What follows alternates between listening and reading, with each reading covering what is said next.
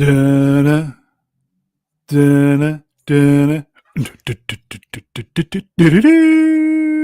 Hello, we're live. It's Brown. Hold on, boomerang. Let's do it live. Hello, everybody. This is Brown. It is Wednesday, June 18th, in the year of our Lord 2025. This is Brune. You already know that. Oh, yes. Jaws, 50th. Can you believe it? Whoa. 50 years, my God. 50 years. Christ. And on that bombshell, shall we get on with it? I think we should. Okay. Ruin, behave.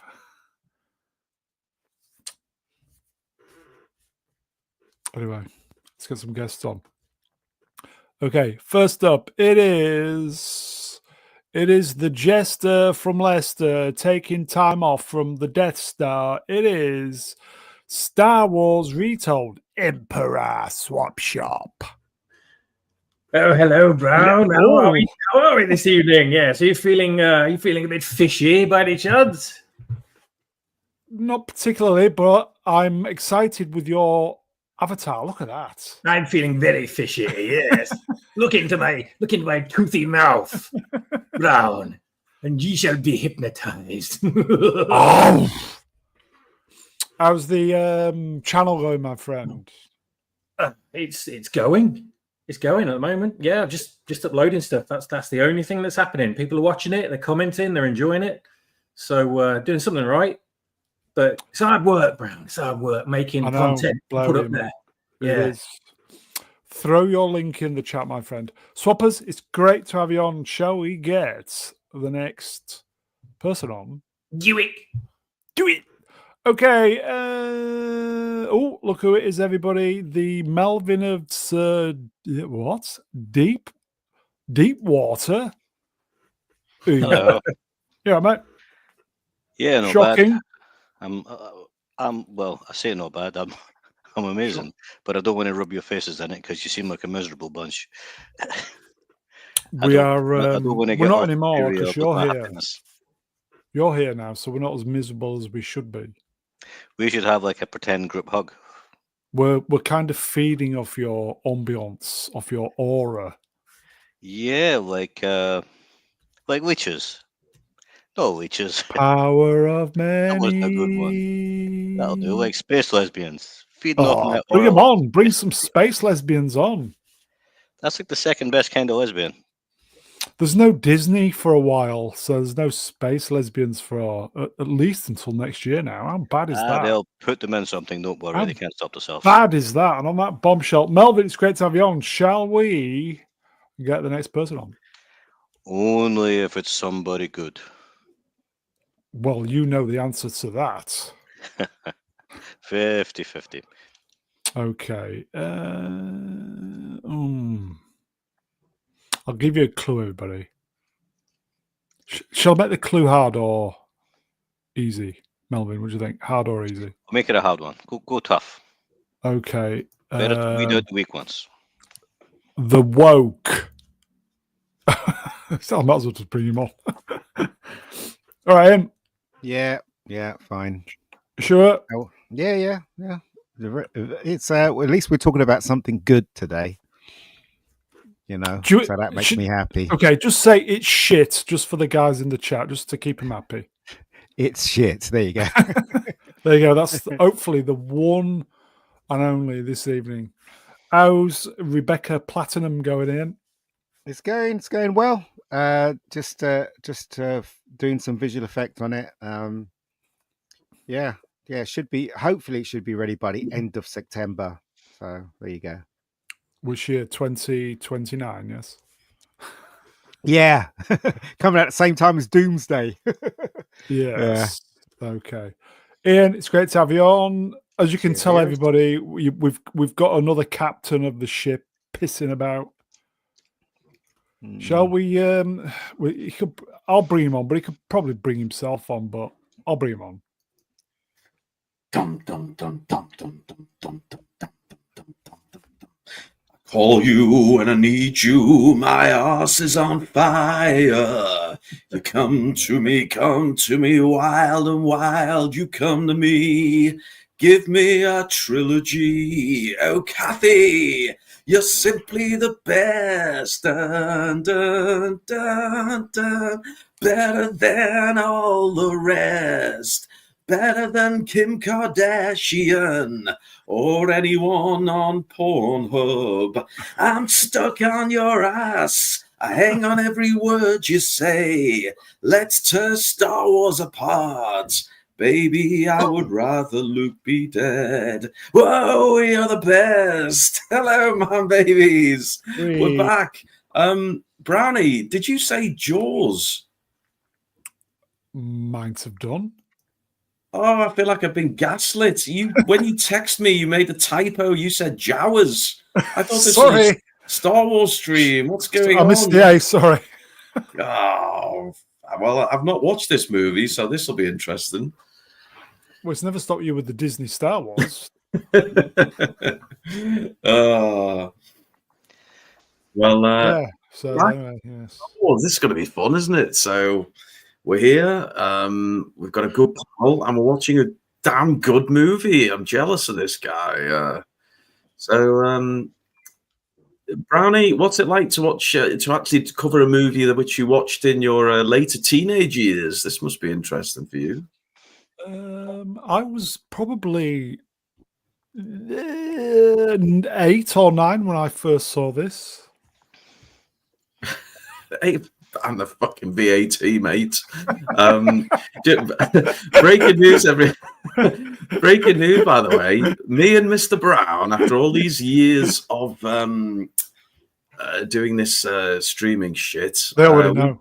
We met up. Oh, they already know, do they? Well, we met up in Leeds. He took me to the roughest dive I've ever been in my life.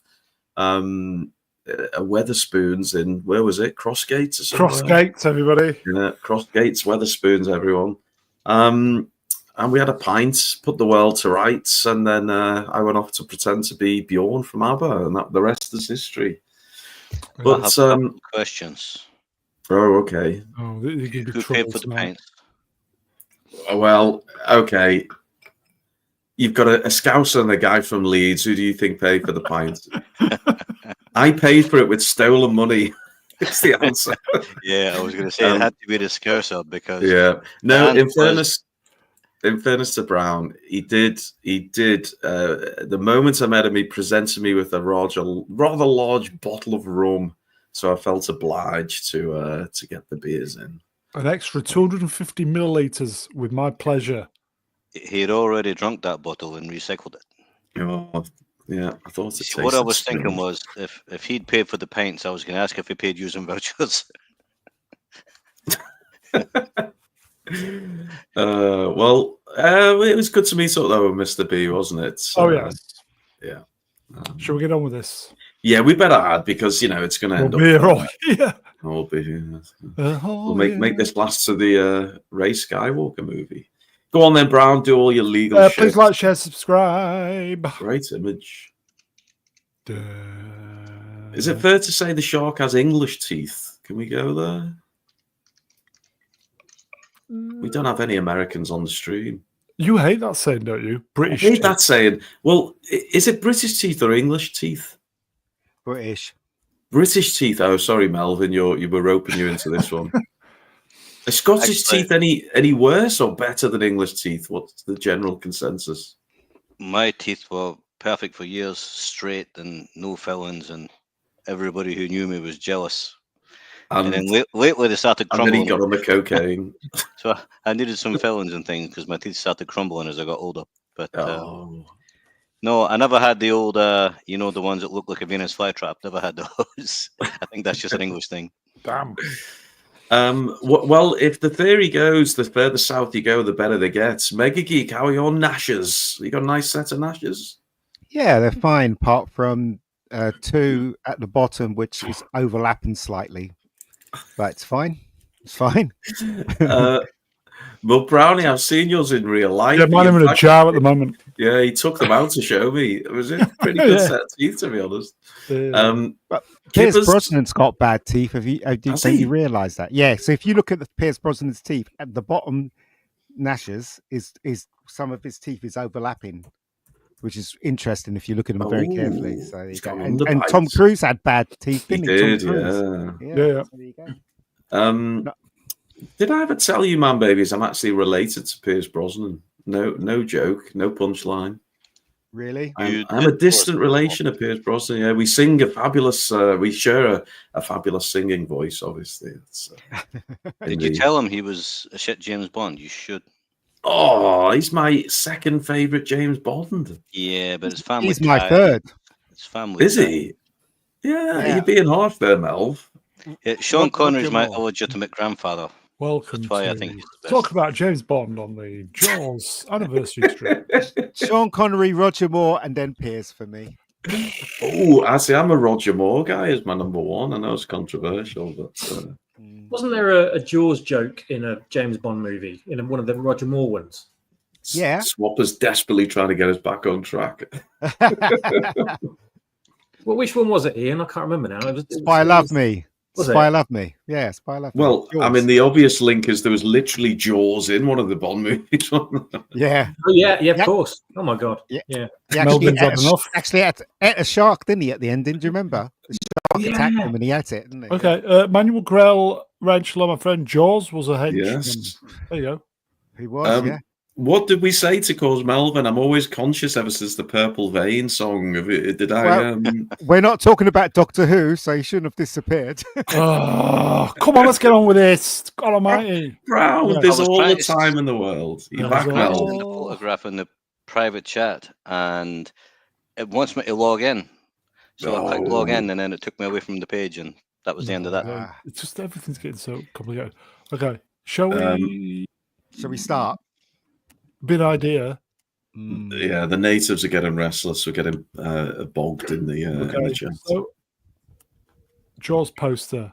Do you want me to read the little bits of info I've got? Jaws Certificate A, 2 hours 4 minutes. Release date 20th of June 1975, USA.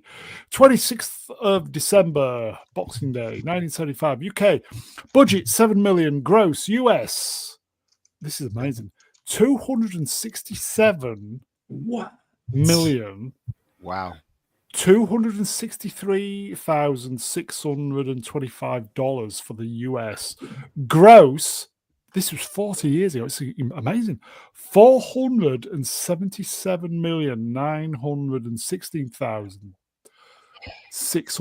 $477,916,625, which is amazing.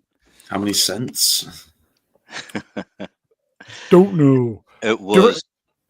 It was Sorry, the go first blockbuster video, wasn't it? First blockbuster it? movie. I wonder yeah, what summer I wonder what the inflation figure would be equivalent today. Director Steven Spielberg, writers Peter Benchley, screenplay by and Carl Gottlieb, screenplay by Carl Gottlieb and John Milius. Peter Benchley, based upon the novel by, produced by David Brown, no relation, Richard D. Zanuck. Funny. Music, John Williams, starring Roy Scheider, great actor, as Brody, Robert Shaw as Quint, another great actor, Richard Dreyfuss, Hooper, Lorraine. Another great actor. Yeah, is it Lorraine Gary, Ellen Brody? Yeah. Yeah. And Murray Hamilton as the mayor. Yeah, he's great. Yeah, He's good. cast, I like good him. cast. Yeah. And that's a lot for the bits and bats. The I biggest star there was Robert Shaw, wasn't it? At the time, yeah. I can add to Yeah. that. Here you go. It was the top grossing film of 1975. And it ended up the second top grossing film of the 1970s, beaten only by Star Wars. Yeah, there we But go. Star Wars beat it by $300 million. Jeez. Spielberg Killed it. wrote him a letter, didn't he? He wrote him a letter saying congratulations. He wrote George Lucas a letter saying Yeah, congratulations. Yeah. So there you go. Got a quick super chat. We'll get them. Here we go. Gavin Blackburn Wrench, 2 poons. Oh, Gavin, we're going to need a bigger super chat. Okay, so Ruin, where are we going then? Well, I'll tell you where we're going, and thanks, Gavin, for keeping us honest. We're going to establish the drinking game. Of course, we are literally talking about a film which is based on liquid, so we need a drinking game. So, Melvin, let's start with the alcoholic Scotsman. That would make sense, wouldn't it? Where do you? Any scene with water in it. Any scene? Yeah, I was thinking of that one. Any scene with water. Okay, folks. Well, there goes the liver. What else have we got? Swappers, what would you like to establish? Yeah, no. Every time there's a noticeable retro, a noticeable retro reference to a nostalgic 1970s piece of memorabilia in the background. Oh, okay. Oh. Interesting. I say Brown to last because he's getting old. He needs the processing time to think of something witty. So we go to Mega Geek. What would you like to submit for the drinking game, Mega? I don't know. Every time Hooper takes his glasses off. Ooh, nice. Okay, we need a keen eye for that one.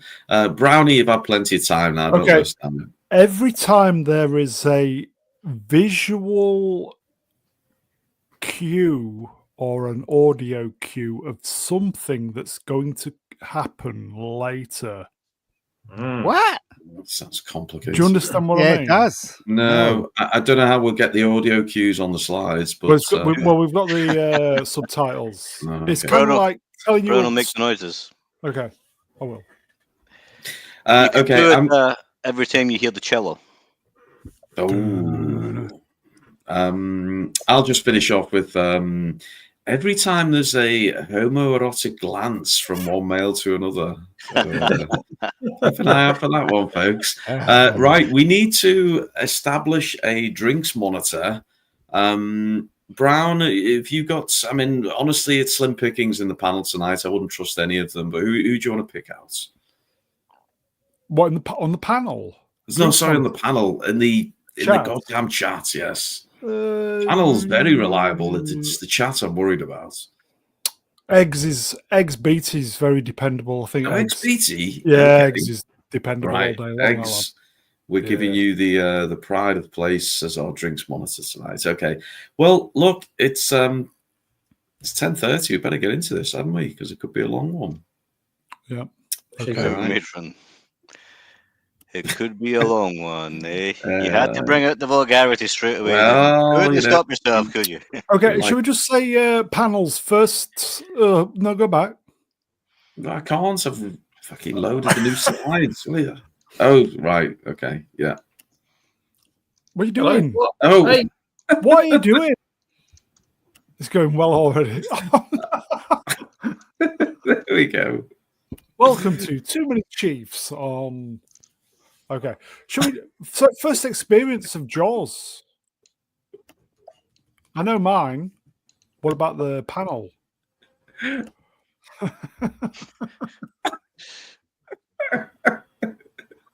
Christ. There's some sickos. That's Olive from on the buses, isn't it?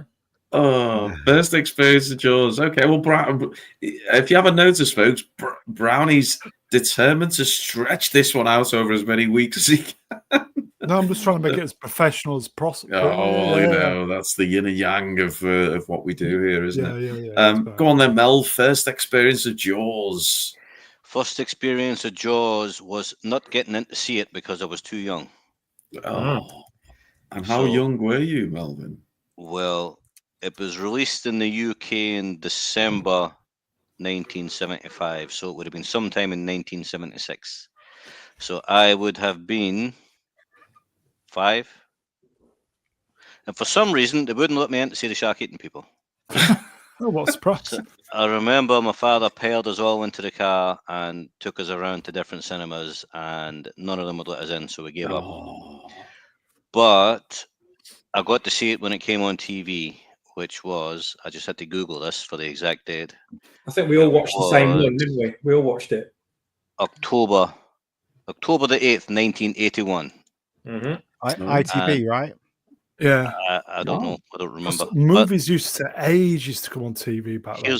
Here's what I do remember. That I got up that day and I sat down in front of the TV and I didn't move. I sat in front of the TV the whole day until the film came on, and then I watched it. And watched it in black and white because we had a black and white TV. Oh. And loved it. Fantastic film. So that's my experience with Jaws. Nice. The first time I tried to see it and the first time I actually seen it. Oh, there we go. The twofer. You got a twofer there from Melvin. What about you, Swappers? What was the first experience of this fabulous movie?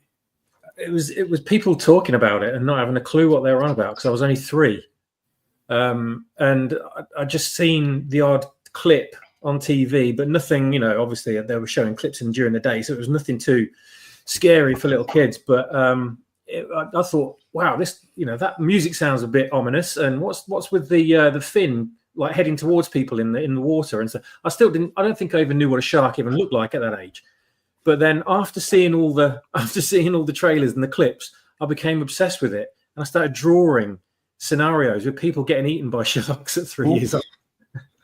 Thinking it was the best thing. It was the best thing ever. But the weird thing is, I didn't know that the fin was on the back of the shark. I thought it was the tail.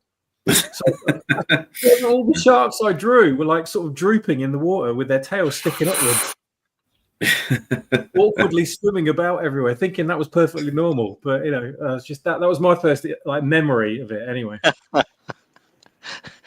sharks are stupid. Mega Geek is well. Look, firstly, I'm just going to say, everyone, what a pleasure and a joy to have a real life director on the panel tonight. But look, enough about me. Exactly. Let's talk to Mega Geek. Mega Geek, what's your first experience of Jaws? I saw it when it got re-released in the boroughs of London. So let me just set it up for you. So basically, when a film was released, it got good prints in the cinemas in the West End, Leicester Square. And then after, I think, 2 weeks or a month, sometimes they would get all the crappy prints and send it out to all the independent cinemas. And I saw it when it got re-released in the cinema, in a crappy cinema, with my brother. I think I can't remember how old I was, pretty young, and it scared the shit out of me. And it really did, because I was sitting on the chair with my feet up. I wouldn't put my feet down into the aisle for some reason, and I was just terrified. I think I watched half of the movie and the rest with my hands over my eyes. But it is a terrific movie. The thing is, though, when you're a kid, you don't realize what you're watching. All you see is the horror.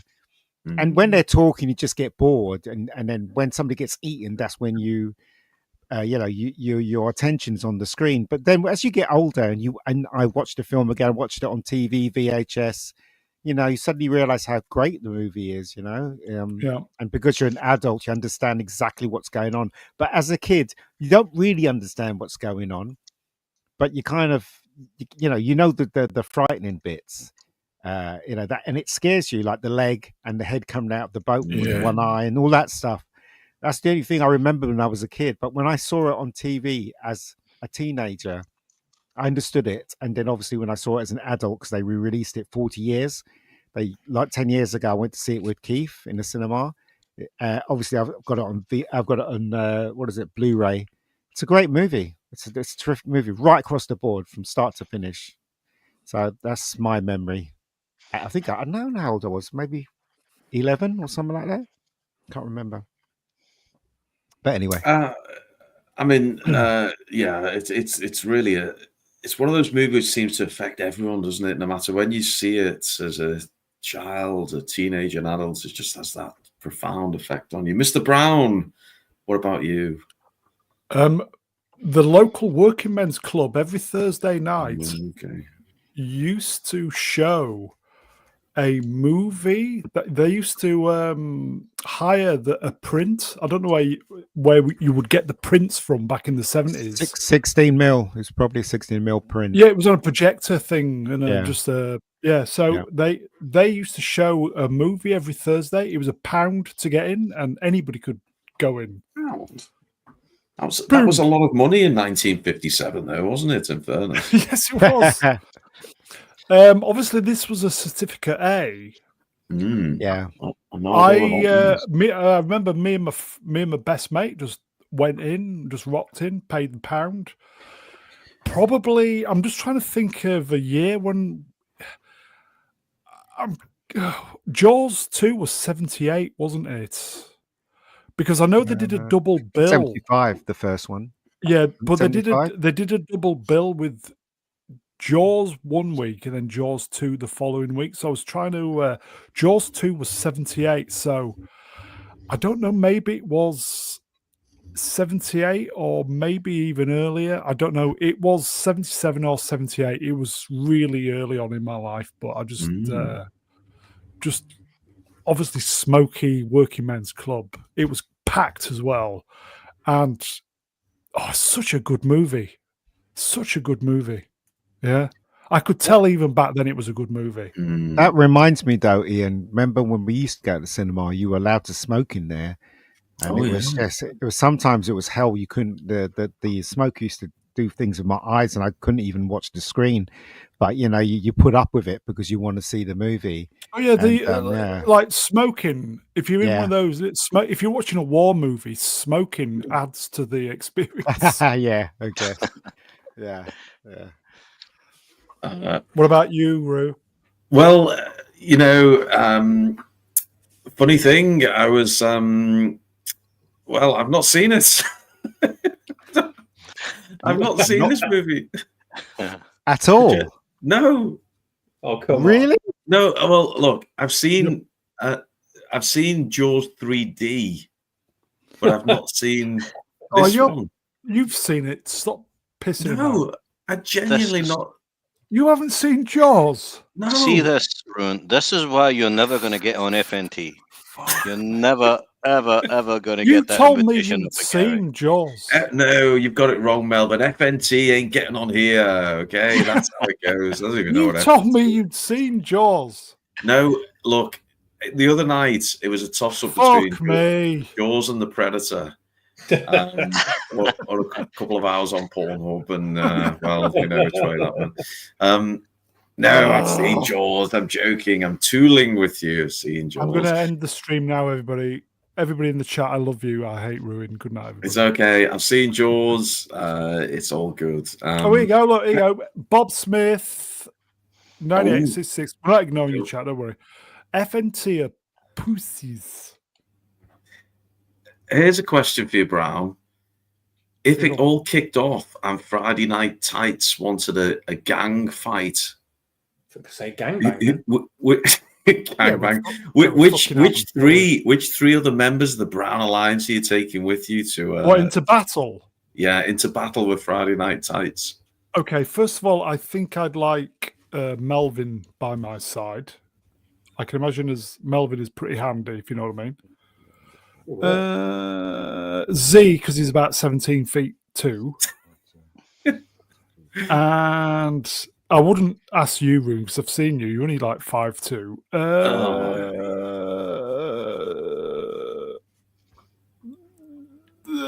Swappers or Brian, which do you think?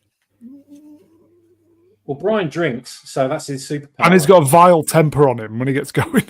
If he gets enough scotch inside him, I'll tell you. Yeah, Brian. Then yeah, Brian. Well, what about Mega Geek? He's all that anger he could unleash. He could be absolutely fucking brutal. You've just. Nah, I'd run away. See, run away. We're all going Brian. Brian's got a bad knee, so he couldn't run away. He's got one good knee, hasn't he? We'd get fucked up, wouldn't we, by Friday Night Tights? But anyway, we'd have a good go. I've got one question on Jaws, one observation, if I may. Yeah, no. Can you think of a better movie? Well, there's not many better movies, full stop, but a movie with which was so good but had such bad sequels? Is there anything which comes close? Star Wars. Oh, that's below the belt. Jaws 2's not bad. No, Jaws 2's not bad, but after that, Jaws it falls 2 off a cliff, sucked. doesn't it? You're wrong, Ian. Fuck Jaws off. 2 sucks. No, it's got Jaws Roy 2 was Scheider in it. absolute rubbish. I don't give a bollocks. When they start talking, when they start using the kids and the kids took over that movie, I thought, what the fuck am I watching here? Am I watching slasher movie or something? It was absolute shit. It really I might need was. to revisit number 2. Can we start proceeding now on 30 minutes? Well, you're the one who said you wanted to reminisce on everyone's, when they lost their virginity and when the fucking pubes started sprouting. I just want to do the movie. Okay, here we go, folks. Universal, Okay. MCA, blah. Let's do No this. relation. Oh, what a trio. Do you remember how it True. started? That sound of the water. It sounded like a sonar when you saw the Universal come up. The little sonar sound, and then it starts off with John Williams' music and the water, and the credits are playing, and the water. You're under the water, aren't you? Just great, great start. Yeah. I like how they did this with the names. Roy Scheider's name is first, but Robert Shaw's name is higher up. There was you know the story behind that, don't you? Well, you're the going to tell Towering us Inferno Well, with that was Steve the McQueen start. and Yeah, McQueen that and was Paul the start of it. Yeah. So basically, there was an argument between all the agents that looked after these young fellas, as they were in those days, and this is what they came up with. So there you go. They all wanted top billing, but Yeah, Robert Shaw should get it though. yeah, Robert Shaw he came off Pelham 1-2-3 or something like that, didn't great he? movie, Before he did this one, so he was quite big. Richard Dreyfuss was just starting out, but his agent was really tough, and Roy Schneider was only known for the French connection at that time. So yeah. This was before Marathon Man, wasn't it? I don't know. It might have been after. I don't know. I don't know when Marathon Man was made. I think it after 75? this. It was in the 74? 70s, but I think after this. I'm not sure. I'm not 100% okay. sure. Chat Help Us Out Marathon Man. What year was it? Was it before? Was it 74? I don't know. Chat Help Us Out Marathon Man. That's a great movie. Yeah. Roy Scheider was good in that as well. Yeah, he's good in everything, Roy. If you want to get off topic, right? 1980? Actually, never mind. I won't. I we'll don't be want to all get too year. far off topic. We'll be here forever. Oh, 76. 76, I stored in the store. So, so it's movie. after this film because Jaws was made 75, right? Yes. Yep. So 76 is afterwards. No doubt. Sorcerer's another good movie. Music is absolutely fantastic in this film. Hence it's Legendary John Williams. Yeah, I mean it's so simple, isn't it? That distinctive cello, but it's actually what's unsettling about it. It's just a half step on the musical scale. It's just that it's unresolved, kind of creates tension. Perfect. Yeah, he's a genius, John Williams, isn't he? It does a similar kind of job to the music from Psycho. It really builds intensity. Yeah, he's listen, I'm going to be really sad when he goes. I mean, he's almost. I think he's almost 99 now or something like that. He's really old, and my heart's going to break when he goes. Why do you got to do things like that and bring the mood down, Mega Geek? We're going to be a bit sad. Sorry. He's good at it. That's his job. Okay, John Williams, we love you. You're amazing. You're just incredible. Oh, Brown, when we have the gang fight with Friday Night Tights, who are you taking on? Are you going straight for the guy with the beard? This is the reason why we won't finish this film. I'm gonna take on Desperoo. I don't know any of these people are. I know there's a guy with beard and glasses. You're going to take on Desperoo. You just need to slap him. Exactly. He'll go down. I'll take the girl. What's the girl's name again? I'll take her. Right. Desperoo. That's the girl's name, isn't it? Who's this geezer? Who's this geezer? Steven any good? Very young when he directed this. I think he was 27 when he directed this. What had he done before this? Sugarland Express was his first movie, Oh, okay. and The Jewel. TV. Jewel. with Or Ben is it Spielberg. But Jewel was a TV movie Or- though, so or is it it- got released. Jewel? He got released because That's of a the good success movie. in Europe, so they released that's it in the cinema. That's Yeah. good movies. That. What is Yeah. that name Spielberg? Where's that from? It sounds like a nice Irish lad. No, With a he's, name like that. he's X-Ray Girl. That's the one. I'll take Irish X-Ray Girl, Steven Spielberg, and I'll is bring the probably beers. the best director, one of the best directors in the world, as far as I'm concerned. He hits the middle. He hits the middle of entertainment where you can understand it and not too pretentious, and more aiming for family and normies. His films are aimed at mostly, in my opinion. So yeah, there you go. apparently Desperoo is prime British teeth. I'll agree with that. Yeah. Oh, okay. I've said this before. Desperate. All that money you're earning on YouTube, just spend a bit on a stylist. You'll thank me later. Is that a can that he's? Is he drinking beer there? It looks like a yogurt or something, I thought doesn't he had it? a What is that? strawberry. Is he fagging up? And I mean, in the sense of a cigarette. Cigarette, everybody. Crazy birds. Has got real Spliff. Ted- He's smoking a spliff, isn't he? Spliff. He's spliffing up. Ted Bundy vibes off of this guy. I'm thinking, here's a serial killer. She was going to die whether there was a shark there or not, and you know it. Oh, there's he. I'm getting James Hunt vibes from this guy. Felt the 5, legend, French. yeah. Says Brown. Yeah, but I'm probably 25 years older than him, Felt. If But you they, know what I mean, old school. they both fancied each other, didn't they? So, but he was drunk. He couldn't do anything. So she wanted him, but he was drunk. She was really good at taking her clothes off while she was running. I think she must have had a lot of Absolutely. practice. Yeah, absolutely. Unless it's just a natural gift, I don't know. Because even when he walks towards her and he falls to his knees, you can tell he was absolutely screwed, wasn't he? Because he drank too much. What's your So there name you go. again? Chrissy. Oh, there we go. coming. There we go. That's just easy, didn't- bro. Let's enjoy I'm the coming. Oh, that's a bloke. She's taking her clothing off here. Yeah. I'm Oh. definitely coming. It's Now- interesting because when they shot this, they made sure that you could see some bouncing breasts, but you didn't see them. They were all in silhouette, which is interesting because I keep saying to myself, this film does not deserve an A. It should have been AA when they released it. There's no way this film deserved an A. Yes, the equivalent of way. a PG. It was a bit much for a PG, I think. Yeah, it was. Brown, if we can just skip back, is that the actual shot, or have you pixelated the side boob there? No, that's the actual. Yeah. Well, I'm outraged. Swappers, do you remember we used to do Princess Bride and Princess Diaries and the shit we got into for Mere Shadows? Yeah, well, yeah. Brown obviously doesn't discriminate when it comes to blockbuster movies, does he? I do enjoy the subtitle on this slide right here. I'm definitely coming. That's why I did it. And this time I mean it.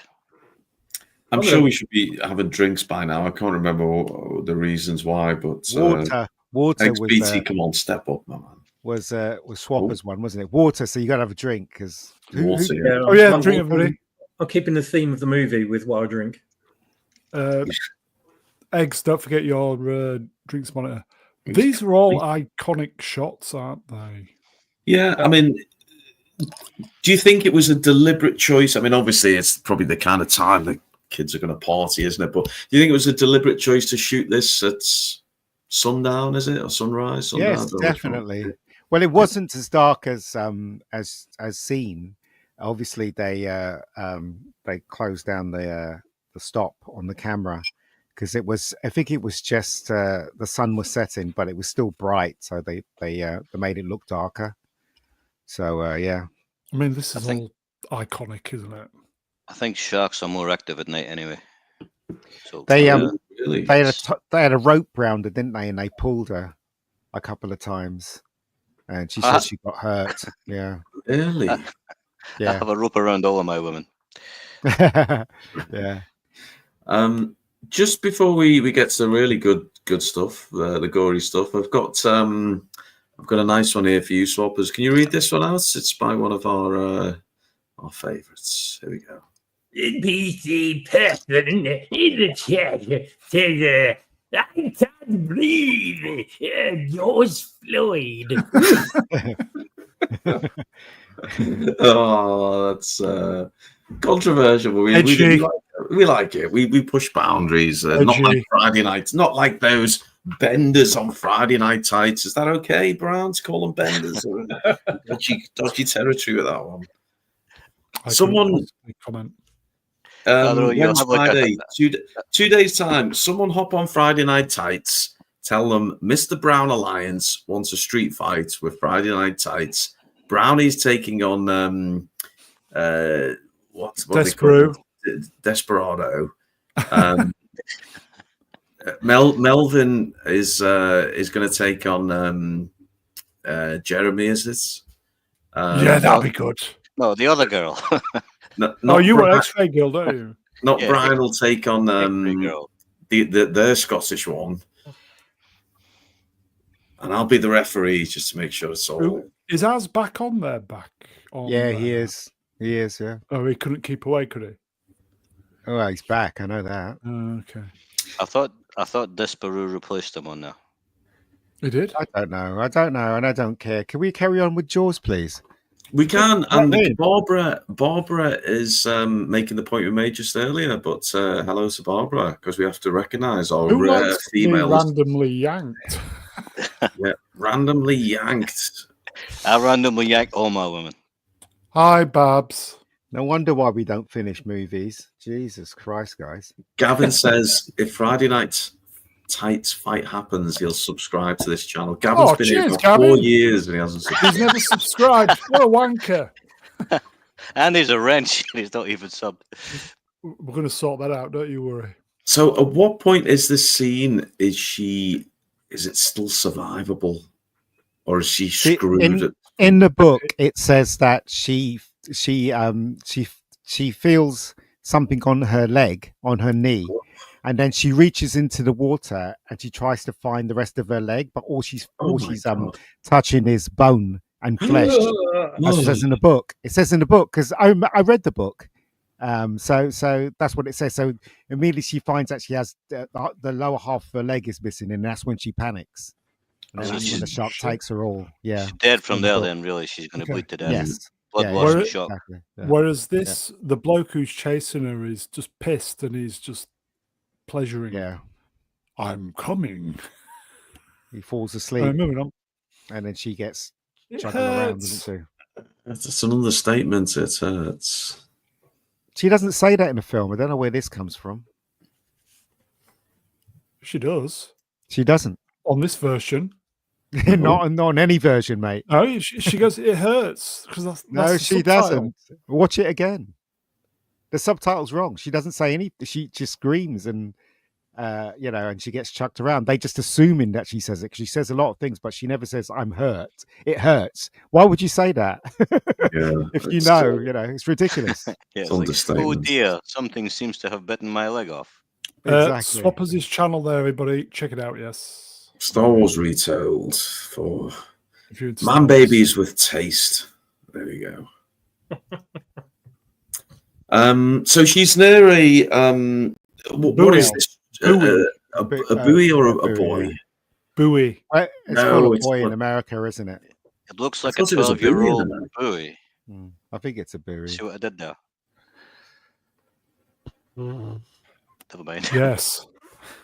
Now, obviously, the device they use, and they use it very well, is we don't get to see the shark, do we, for a good while in this movie? And we've had this whole first attack, and we haven't seen anything. Is that? I mean, Mega, I'm going to lean heavily on your experiences. That's a classic device, isn't it? Well, did Jaws? I mean, was Jaws? No, originally in the script, you meant to see the shark eater. Oh, originally in the script, but the shark wasn't working. So this is what I came up with. The shark only worked. Like they spent a whole year on that island shooting the film, and the people that lived there hated them, hated the crew, hated the actors. They just wanted them off the island. There were a whole year. Spielberg went 100 days over making this film, and they couldn't get the shark to work at all. So this was Spielberg's idea that we'll just do it and make it go underwater, and that's it. And I think it's better for it as well. Yeah, it is much better for it. Yeah. Because you'd have seen that had just been too much too soon, if you know what I mean. Yeah. This is a great transition. This scene where you see What? the oh, for fuck's sake! I just love this film, but you guys want to muck around. But anyway, let's Shall carry we on. fuck off and leave it into it? Drink, everybody.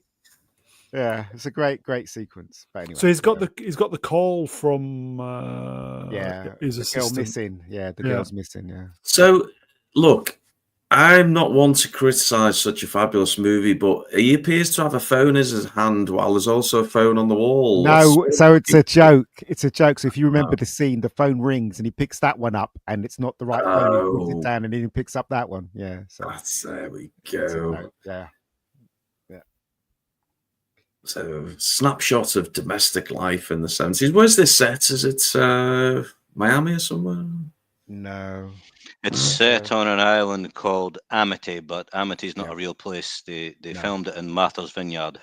They did, which is that posh place the Kennedys Was live. that where they sent all the illegals that time and they didn't like it? Yeah. Weymouth. And in the background, his son has cut his hand on the swing. So his mum's washing the blood off his hand. Yeah. So there's been missing person reports, and we just get enough, don't we, to know he's a family man. Yes, exactly. Yeah, he's going to be the hero of the movie. Yeah.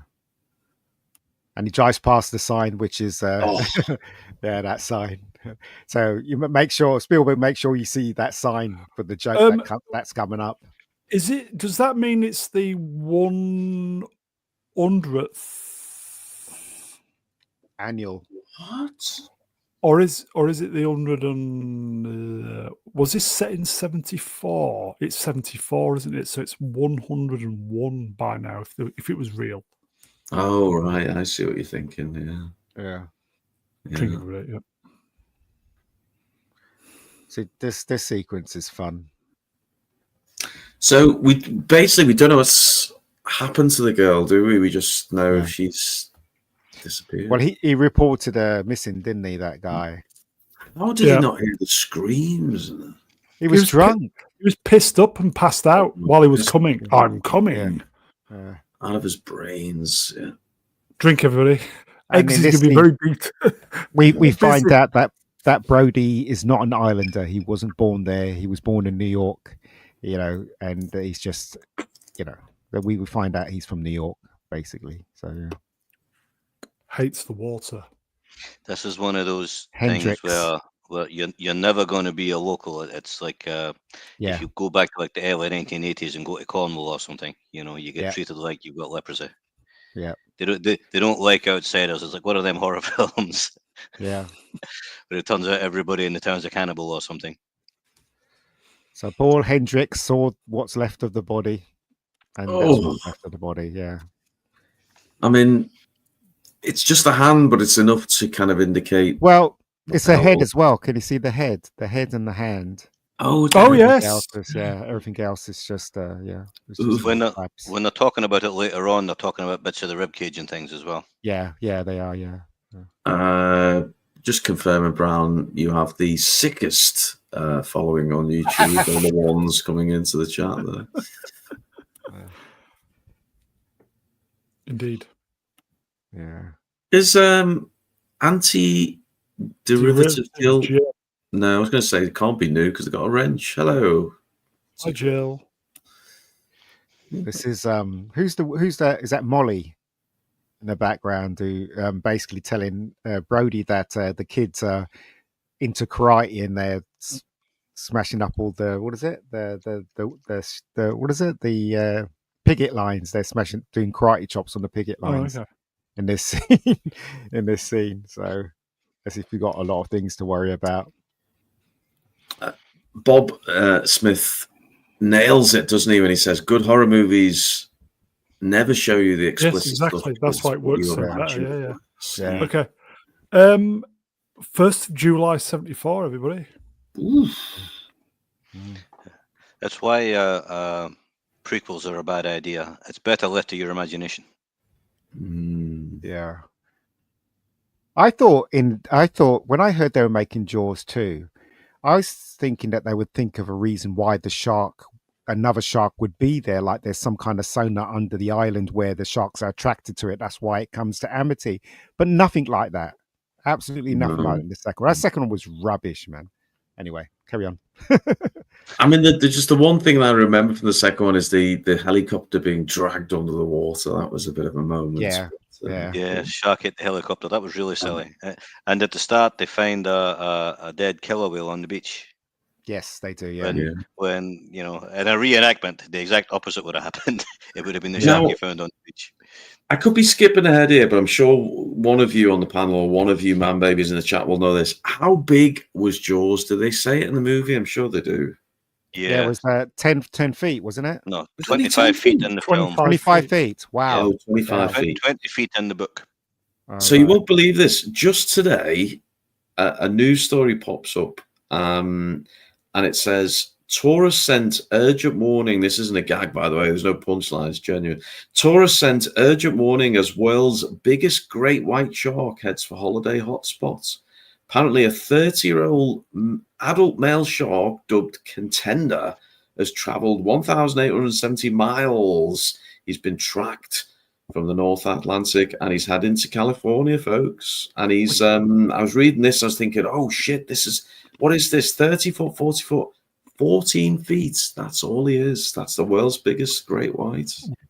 I think that's a load of crap. No, you're not having that, Mel. I think that is they've caught great whites over 20 feet. There was a unconfirmed one, I think, from Hawaii that was like supposedly 29 feet long. Was it 50 feet, that one? No, supposedly, I think 29 feet. I don't think that one's real. I don't believe 29 feet, but you get them over 20 feet, and like 15, 16 feet is common. I think the biggest great white shark ever caught with a rod is bigger than that. Like, it was about 15, 16 feet long. Okay, well, how about your knowledge? Yeah, so, 14 foot's a small one. Small? Since the world's biggest? Okay, well, that's the beach closed, no swimming by order of the Amity BD. Brody wants it completely shut down, doesn't he? Yeah, Brody wants to shut this shit down. Can we just have a little word for Brody's glasses while we've got this shot on view? Now, if they were shaded glasses, they'd be rather snazzy aviators, but they're like aviators, but made of normal lenses. What do you make of the glasses? Swappers, you're a man who likes to look after himself. Would you sport a pair of those glasses? I wouldn't say no, to be honest with you. I would prefer the tinted lens, but I think he does wear tinted ones in Blue Thunder. He does. And in the second film, he wears tinted glasses as well. That's where I remember it from. Perhaps reactor light hadn't been invented then. No, hadn't. How old is Brody in this movie? His character. I looked this up actually. How old is he? Roy Scheider, when he was making this, was 42. Shit. It's funny, isn't it? Because when you're younger, you look at it, go, you just see him as like some old dude. He used to be. Now he's like many years younger than most of us, as he is on screen. Okay, well, look, he's shutting this shit down, isn't he? And the mayor finds out through Hendrix that he wants to shut down the beach, and so his alarm bells start ringing because obviously he wants to make money. He wants the island to make money. Mm-hmm. So yeah, this is foreshadowing a death, isn't it? And drink, everybody.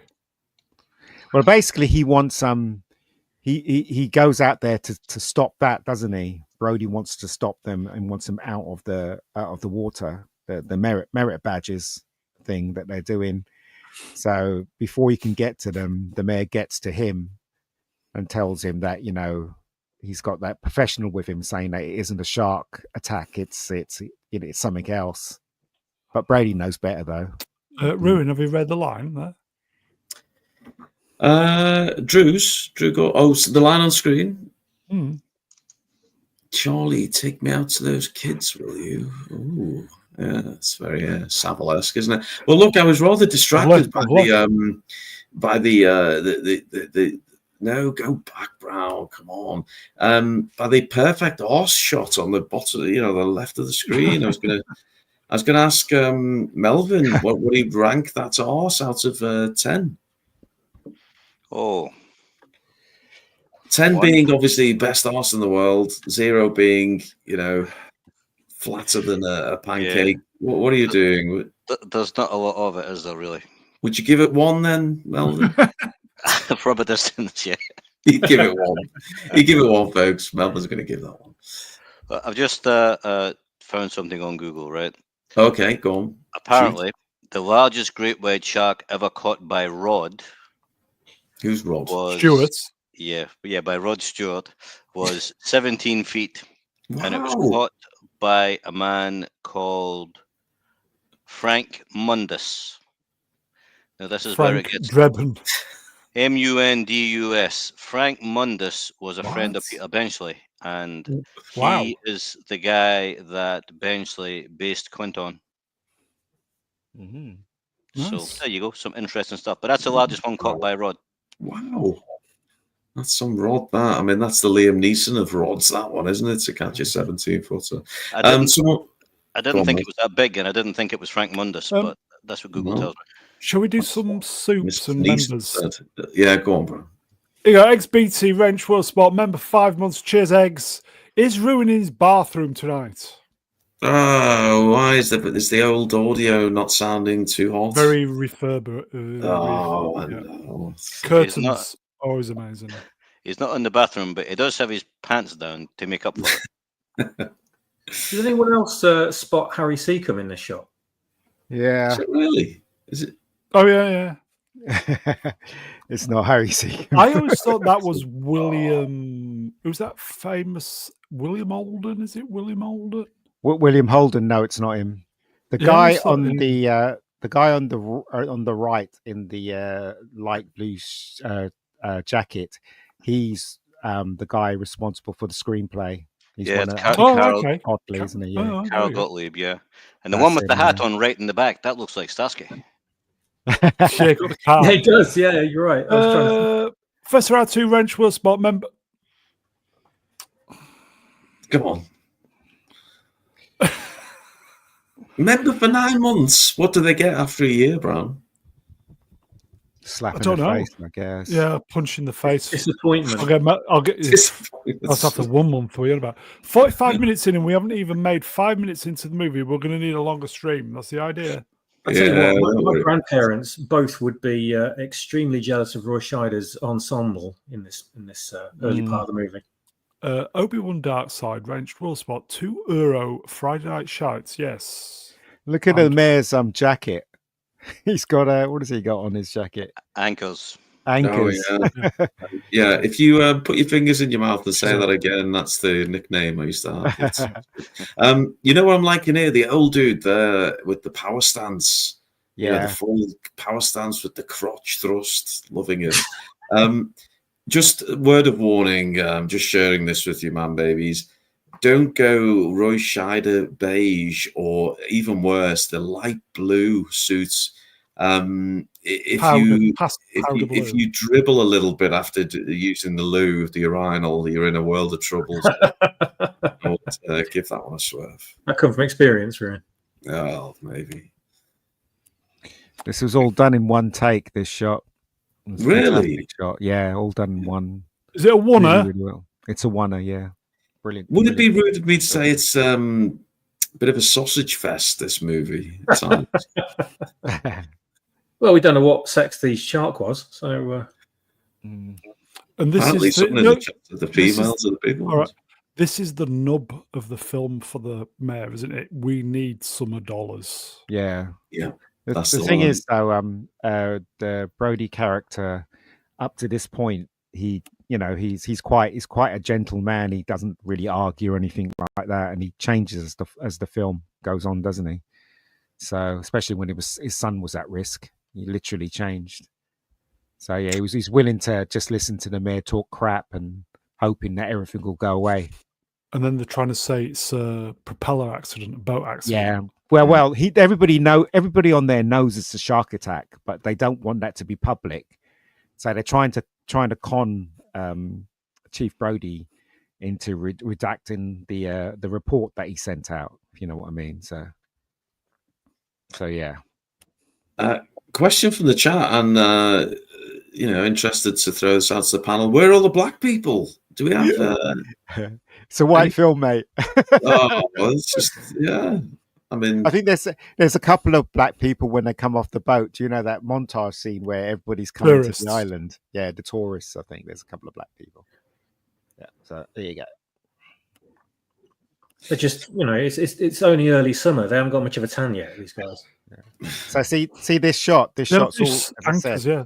So it's all done in one shot. So Wow. what Spielberg does is he doesn't cut to a 2-shot or a mid-shot. He makes the actors walk towards the screen. So that's a 2-shot. And then he makes them walk away and it'll be a mid-shot. And then it'll go to the left. You know what I mean? So he does it all in one shot rather than cut, which is quite cool. and then they go back. Yeah, because so this of is the all mayor. taking place on this little ferry thing. This little. Yeah. They never miss an opportunity, do they, to put something on screen to make the audience go, "I'm not going on that boat. It could sink, and then the shark could get me." Yeah. A drink. There's- Okay. Go on. One. Oh, God. No, Brown. I was One. going to go. No, we can't start with that shit. But what I was going to suggest is you do the old snog, marry, avoid. Who's doing that then? You No, let are. Ian do it. You always Ian, What? snog, marry or avoid. Snog. Who are we talking about? The dog, Dog in the middle. fat woman, Well, it's or up the to you to kid? decide. Snog, marry, avoid. Go on. I think I'd avoid Avoid which one? all of them. You can't do that. Oh, Meggy cracked the floor in the game. Come on, Brown. You're going to have to do it. Let Melvin do it.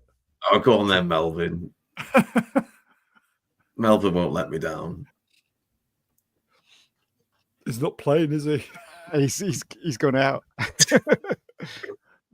No, I don't think I'll partake this time. Like I say, you've got Zendaya on the left, and then a dog, and then another dog. You don't. Yeah, I don't think I will be partaking in this one. I think I'll sit this dance out. Moments like Okay. this, why Brown isn't on 3 million subscribers. I'd take 10 subscribers at this moment. This is rather worrying from Side Defeat. He says he'd marry the dog, avoid the fatty. I don't want to go where the other option goes, so I think we just leave that where it is. I thought this film was about sharks, not whales. So here we go. He's, for a movie which creates tension so unbelievably well, we're never far from the next moment of nervousness, are we? Do you want a bit of trivia, which I read just before I came? Always, on? Brown, always. The woman on the right, This you know, is the Mrs. mother- Kidner.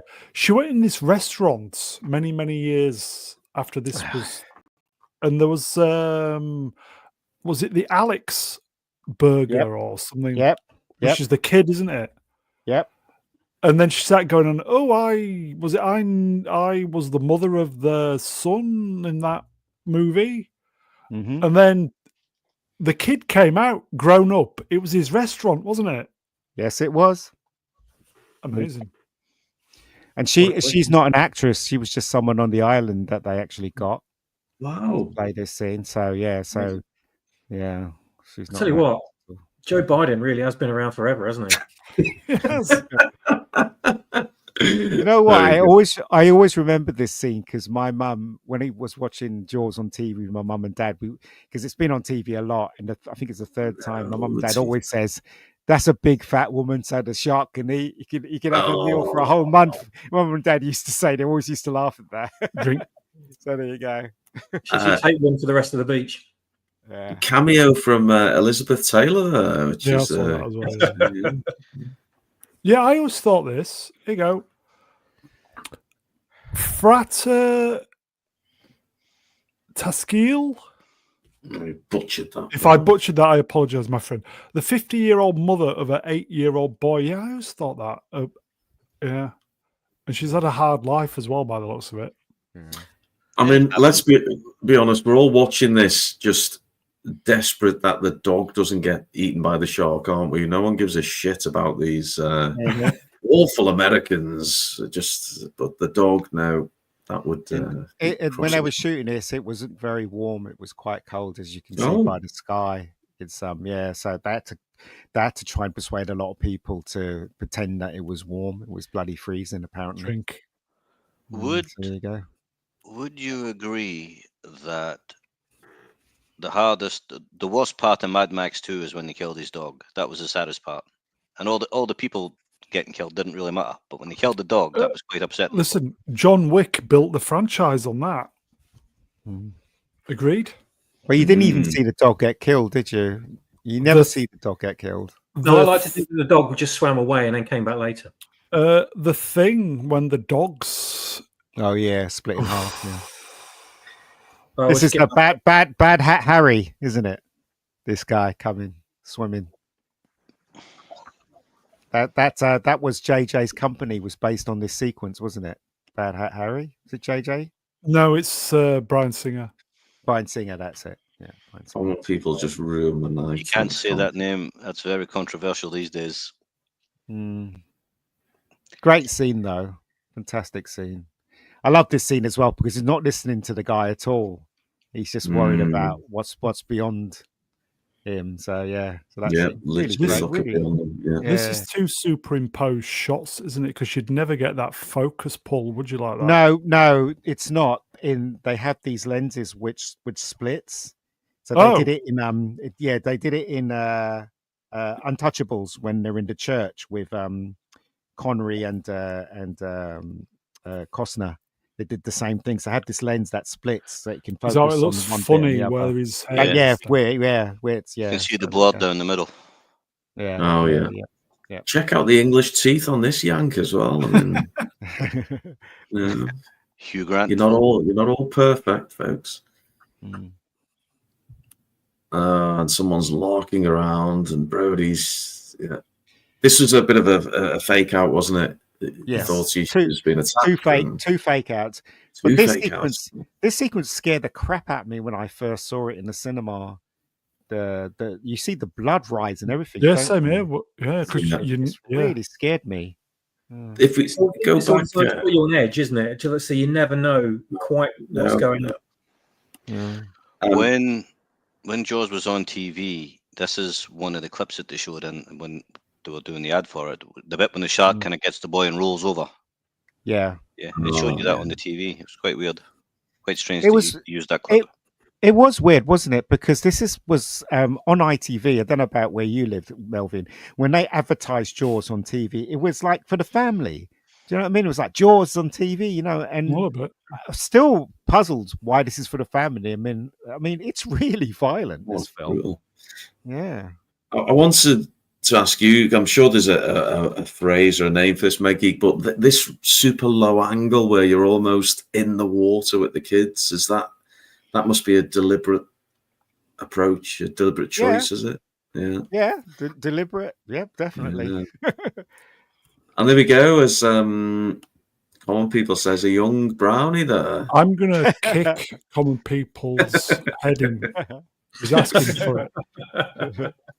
I don't know. He's a bit more hench than you, Brown. I haven't seen you in real life. I mean, he's got a bit of meat on the bone.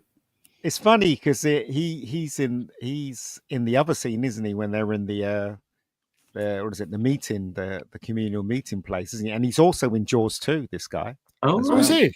Yeah, he's part of the committee, isn't he? So if you look closely, Okay. and also that girl with the dark hair with the glasses behind him, she's on the committee as well. Okay. I left that line in for you there, Ian. Oh, That's some bad hat, Harry. That when you seen at the front, you see he's got one of his ears sticking out and he's kind of smiling at him. Yeah. It looks like he's asking him if he's seen his magic ring, right? Oh no. Where's me precious? Vietnam flashbacks for You don't know, Mr. man. Brown. You wasn't there. Shooter. So there's sequences to tell everyone that Chief Brody never goes into the water. He never swims. He doesn't do anything. He's afraid of the water. So this whole sequence is telling the audience that he doesn't like going into the water. Apparently, so there you go. He's a big girl. Yeah, Brownie, this must remind you, particularly this look here, when your tutor in the movie theatre that time, he said, have a good reach down into the bottom of the popcorn, have a good feel around. He wasn't wearing that hat. Okay, let's move on. He had Very that good. grin, though, didn't he? Very good. Very good. Anyway, Very good. so just to crank up the tension, we have this little kid, don't we? that's building sand. that's Where's his dog? That's Roy Schneider's son. Yeah. It's his real life son. No, in the film, it's his son. The dog's gone. That's The foreshadowing what's the dog's been eaten because he's going tip it. Oh, Yeah. no. The dog's gone.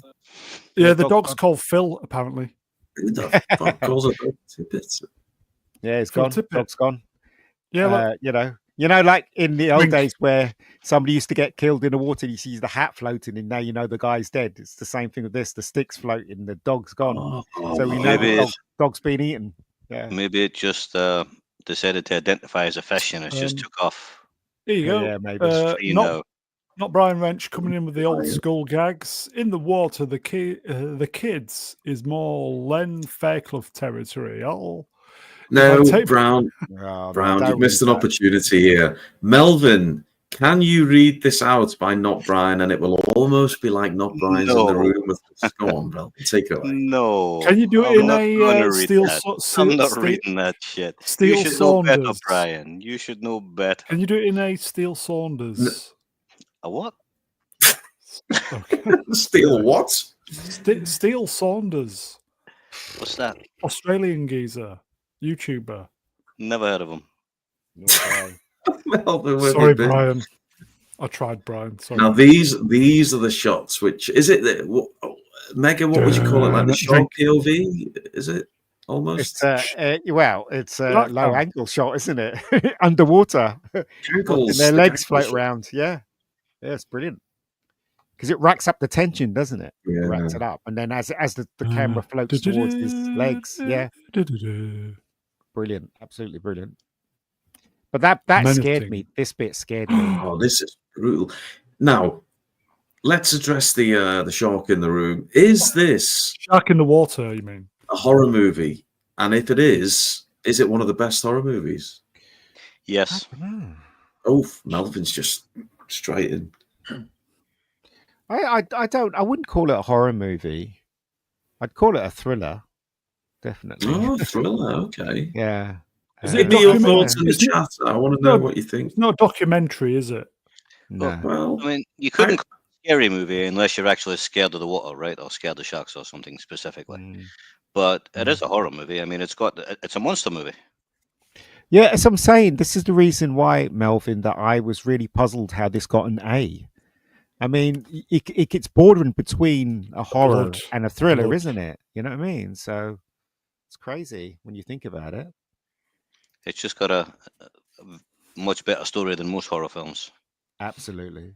The shark not working did help this movie a lot. It did, yeah. it's always the way, isn't it? It feels like the limitations and the restrictions placed on the director forces a level of creativity, which, yeah, we had it with Lucas, Star Wars, yeah. Everybody hated Spielberg though when he was directing this because Really. because he was 27 when he met. Oh my god, Oh that my scares God. me. That scares no. me. It frightened the hell out of me when I was watching that in the Yeah. Working Men's Club because that's brutal, isn't it? Yeah. And also, it's a kid, isn't it? I mean, it's just the guy hasn't even reached his 20s, and he's done for. It's horrible. It really is horrible. So how did they do the effects with this then? What did they use to? Was it just red? No, water? they had a thingy cannon where they just filled it with what looked like blood, and then they punched the switch and it just goes up. And they had to make the kid act like he was being pulled, so they blasted it when he came up in the water, so it looked like something bit him below. It's really terrific effects, really, when you think about it. If I remember right, doesn't the camera kind of zooms in a little bit? Yeah, zoom shot. Yeah, it's the famous zoom shot. Yeah. And he had the shot where underneath the water, where it's like he's been pulled down as well. After that sequence there, so and you got all the kids who are there as well, just to keep the tension. It's just not a one and done. This is horrendous. And there he goes. Everybody out. Felt 5 posed a question. Let's tackle this one. What's better, Jaws or Jurassic Park? I like them both. It's a terrific thing because Spielberg, the novel is not like the film, so Spielberg made it palatable to a movie, and he did the same thing with Jurassic Park as well. A lot of people say Jurassic Park, the book, is much better than the film, but it is. I've never read it, but I have read Jaws, and I know that Jaws could not shoot Jaws the way it's written. So I'm quite happy that Spielberg melded this into a movie rather than all the stuff that happened in the novel. So, yeah. I think that Jaws is a much better movie than Jurassic Park. It is. Yeah, I would agree. So far, the chat seems to be going that way as well. I mean, I love Jurassic Park. I think it was groundbreaking. I think it was epic. I think it was absolutely awesome. But I think Jaws is just... Yeah. Is it top 10? Is it top 10 all time? Could you go that far? It's one of my top 10, that's for sure. I would say it could be. Yeah. Possibly of genre, maybe. I don't think it's possible to pick a top 10 because there's so many films we love, right? Yeah. And on any day you might pick one over another one. I think it's potentially. I mean, I could pick a top 10 with Jaws in it, but I mean, the next day I could pick a different top 10. It's that good though. I mean, it belongs up there. It's worthy of a top 10 spot, even if it's not in your top 10.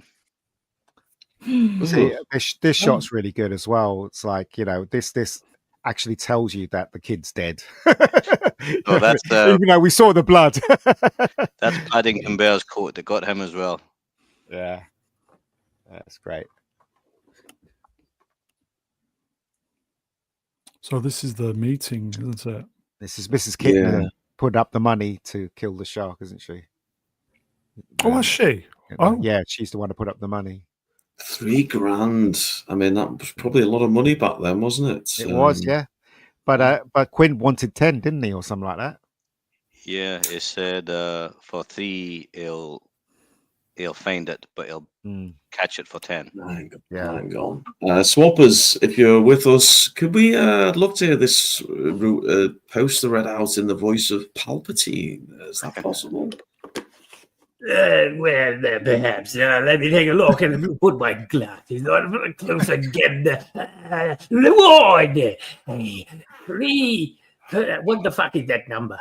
$3,000 bounty. Galactic credits bounty to the man or men who catch and kill the shark that killed Alex M. Kidner on Sunday, June the 29th on the Town Beach. Is this sign problematic now? I'll tell you what's interesting is that this would be an email or something on the internet, wouldn't it? It's actually a sign. Complaining about the genders and pronouns of the to the person or persons. To the he, hims, she, hers. Should be retrospectively corrected. Stop ruining Jaws, Brown. That's our Sorry. job.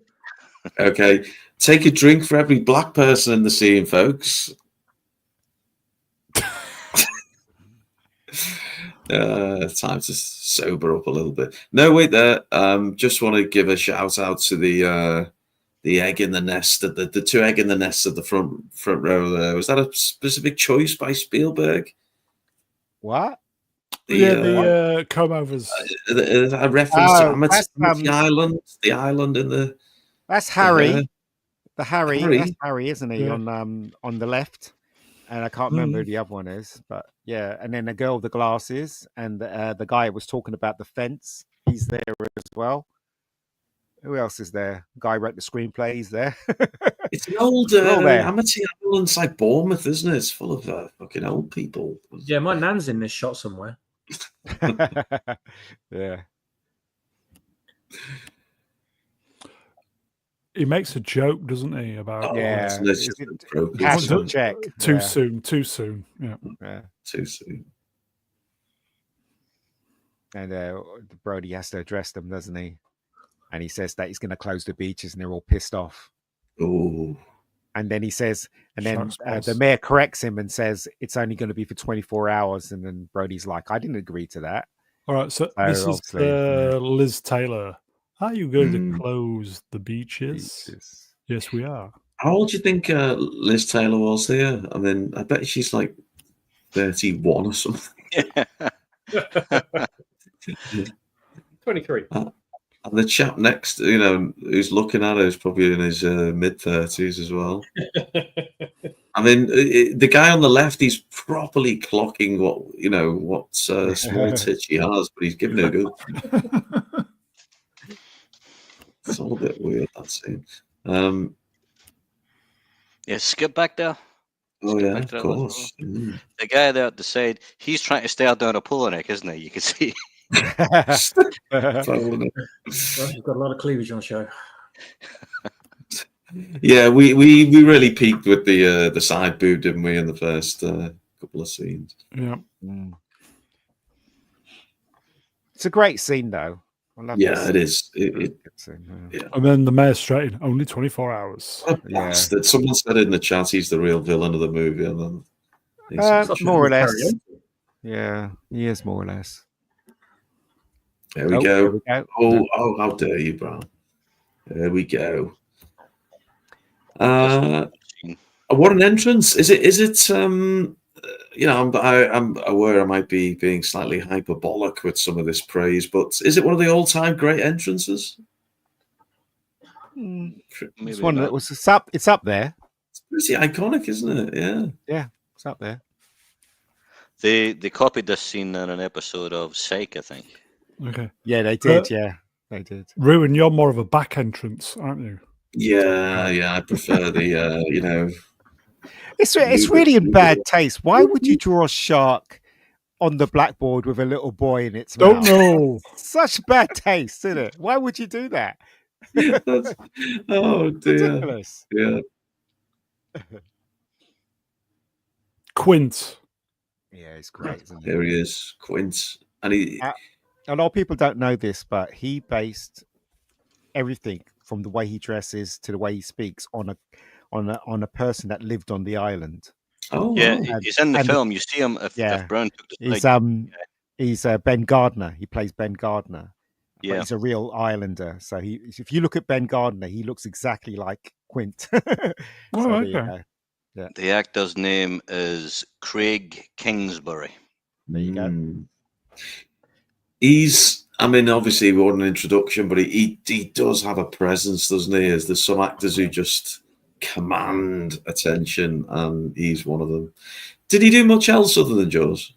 Yeah, he's in loads of films. Battle of Britain. Battle of Britain, of course. Yeah. Pelham 1, 2, 3. Taking a Pelham 1, 2, 3. Yeah, great movie. Great movie that. Yeah, lots of stuff. He's been in lots of stuff. He was in The Sting. He was the main villain in The Sting. He was always in lots of war movies. Yeah, it's terrific. So he wants 10 grand. Was he in the Battle of the Bulge? Yeah, he was the baddie in From Russia with Love, was it? He was the henchman. He was. Yes, he was. Yeah. I'll find him for 3, but I'll catch him and kill him for 10. Oof. A lot of money. How did Rick Parfitt from Status Quo get into this movie? Yeah, he just happened to be there. He was rocking all over the world, and he found himself an Amity. The woman in the where the subtitles is woman? cross-eyed. Yeah, she goes cross-eyed when he scratches the board, doesn't she? What, did the wind change? Yeah. Oh, sorry. 10 grand just him on his own. I mean, they're a cracking pair of sideburns he's got going on, aren't they? You gotta respect the man with proper sideburns. Quint's about in his early 20s here, I think. Yeah. It's not a... Yeah, He wasn't that old, was he? I think he was... How old was he in this? He died when he was 55 or some nonsense like that in real life. It would have been like neighborhood of 50 in this, I suppose. Maybe. But he was a heavy drinker, though. He liked to drink. He was. I used to think he died of cancer, but apparently he died of a heart attack. He did, yeah. Thank you very much, Mr. Quint. We'll take it under advisement. Who's that little guy that's following him around? Don't know. Don't know. You see him once or twice, and that's it. Oh, here we go. The signs are going up. And there's a scene in this film straight after this sequence where it was not even in the book. They just made it up on the day. With the two guys trying to catch the shark with the meat. Oh, okay. Yeah, that's just made up on the day because he wanted more attention. That would have been better left out, I think. Yeah, you didn't like that scene, no? Well, how did the shark get the hook out of his mouth after that? Because it had a huge chain. I don't know. It had a pier tied to it. So how did it get rid of that? I like this scene as well. Jump scare. Yeah. Scene, isn't it? For the kids in the chat, the thing Brody's holding on to is called a book, and this is what you used to do before the internet to educate yourself. Yeah. Drink, everybody. Eggs is very busy tonight. Sorry, Eggs. Yes. A book is an analog tablet, right? We'll take your word for that. Yes. Too complicated. Never mind. This transition from one to the other is like that meme where George Lucas appears from nowhere right up to J.J. Abrams' watch. He's just reading his book, and then have you put the fucking bit out? Yeah. No. Well, she's trying to look over his shoulder, wasn't she? And then that's him, and he jumps. Jump scare, yeah. They live to a decent age, sharks, don't they? Well, I got an interesting fact for you. They don't really know how long most sharks live, but they know for sure with Greenland sharks. So they grow quite big. They grow to about, I don't know, 15, 18 feet or something. And they live in deep water in the North Sea. And they live to over 400 years old. Ooh, 400. Jesus. 400. They're one of the longest living animals that we know of. But sharks in general could live a very long time. They just haven't figured it out yet. Well, also, this scene's very clever as well because it shows you in the book the most horrific things that's actually happened to people that encountered sharks. There's that one where you can see half the man's side being bitten off by a shark. And again, that's another thing that scared me as well when he was going through the book and looking at all the stuff. And it plays into everything, really. It's a very well constructed movie. Just very briefly skip back because there is a moment here where I think it's this one. The dog unfortunately breaks the fourth wall. That's a real shame that they didn't sort that one out. Anyway, we won't hold that against the dog. So what's nice about this is that it's a real place that they shot in, and it's not back projection shot or anything like that. It's real. Yeah, but that's really good, isn't it? That's like I think it's terrific. These days they probably shoot it on a sound stage and have the volume and some nonsense like that. But everything they've done in this film was real. Everything. In fact, right, the producer had an argument with Spielberg, telling him that he should really use the tank at Universal Studios for some of the shots. And Spielberg, he was 27. He was adamant that we need to shoot it in the real sea, basically, to make it look real. And Spielberg got his way. Okay, yeah, so there you go. This is the mum is basically saying leave the son alone. He's enjoying his present, and then the mum looks at the book, the boat, and then sees that. Yeah. Yeah. Can I just draw attention to MC's comment there? Yeah, I was going to ask you to read this one, actually, Swappers. Take it away. MC in the chat says, I had a book called Jaws of Death about sharks, and they had some horrific photos of shark bites in it. A difficult wank. Wrench, right? Challenging, to say the least. So, obviously, it's a film everyone remembers for the shark scenes, the magnificent finale, but it needs these tender kind of family moments, doesn't it? Just to develop the character, to give us that light and shade. Yes, it's basically Spielberg loves doing that. He likes putting families in the film, and something extraordinary happens to the family. Because when he was growing up, I think his dad left them, and he was just with his mum. So he always hankered for, like a real, I'll say real family, I guess. So he always puts families in his films, and the best thing about it is that he adds something to it, so that it just looks unusual. So there you go. So that's what he does. Is this the additional scene you were talking about then? Yeah, so this scene wasn't really scripted or anything like that. So I've been told, I don't know if it's true, but they Spielberg wanted something else to happen before they got to the main thing. So yeah. Reminds me of the Star Wars sequels, Franco, doesn't it? The character building's just so natural.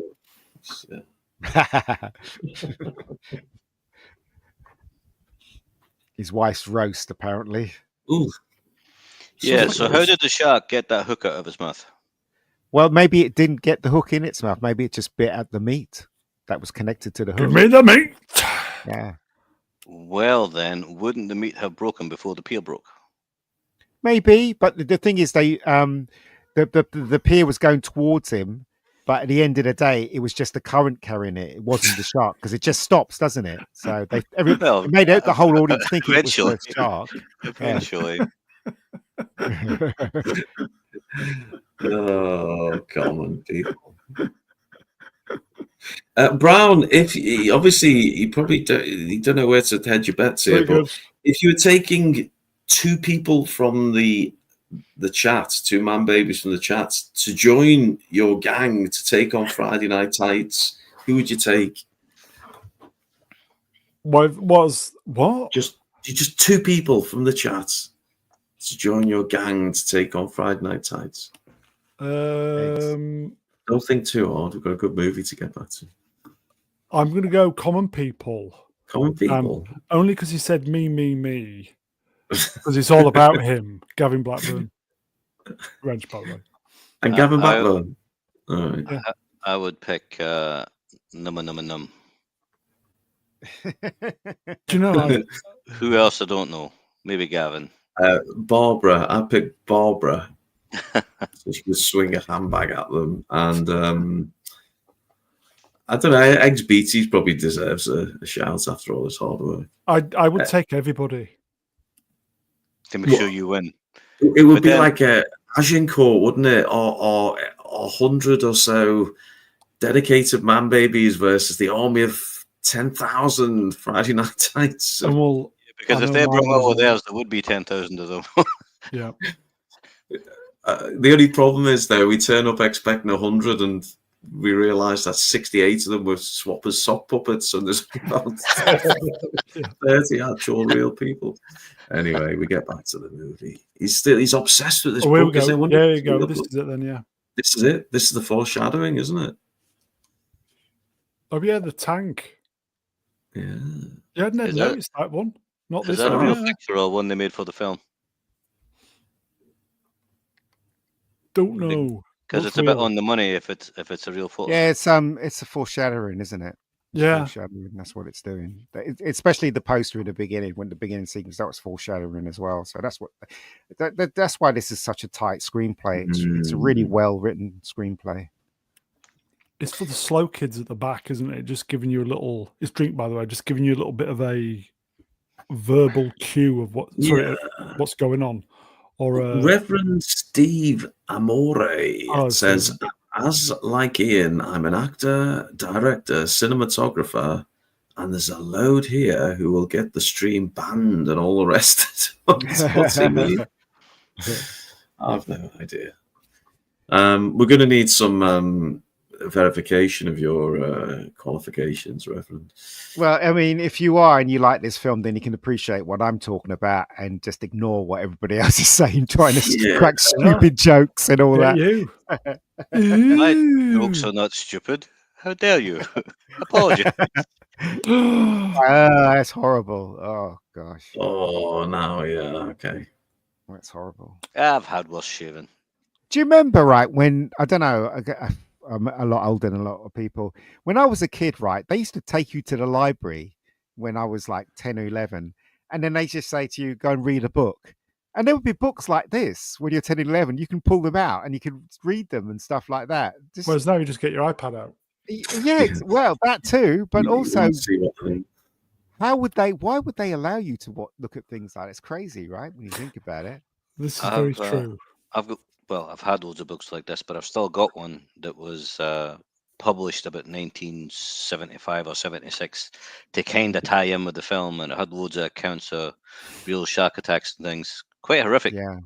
Yeah, they are. That's horrific. That's horrible. All the best. Absolutely obscene, showing a blatant dripping gash on the screen like that. All the best pornography magazines were from the 70s as well. You know, with the big bushy families. You're so not right, Ian. That's what my tutor said, Rue, before you say it. I know. Well, look, you'd think you're safe on the pier, wouldn't you? Not even in a boat. Surely you're going to be safe, but holy shit, this thing is something else. And there we go. It takes the pier out. There's 2 scenes in this film I wouldn't have had. This is the first one. I wouldn't have. Yeah, this is a really. Yeah. I like this scene. Yeah, I thought this was. I mean, this for me is like, holy fuck! You're not even safe on a pier. This thing's nuts. Yeah. I like everything about this film anyway. Yeah, it's like you said it, Mega. It's tight as hell, isn't it? The screenplay, and there's no wastage. Everything is. Yeah.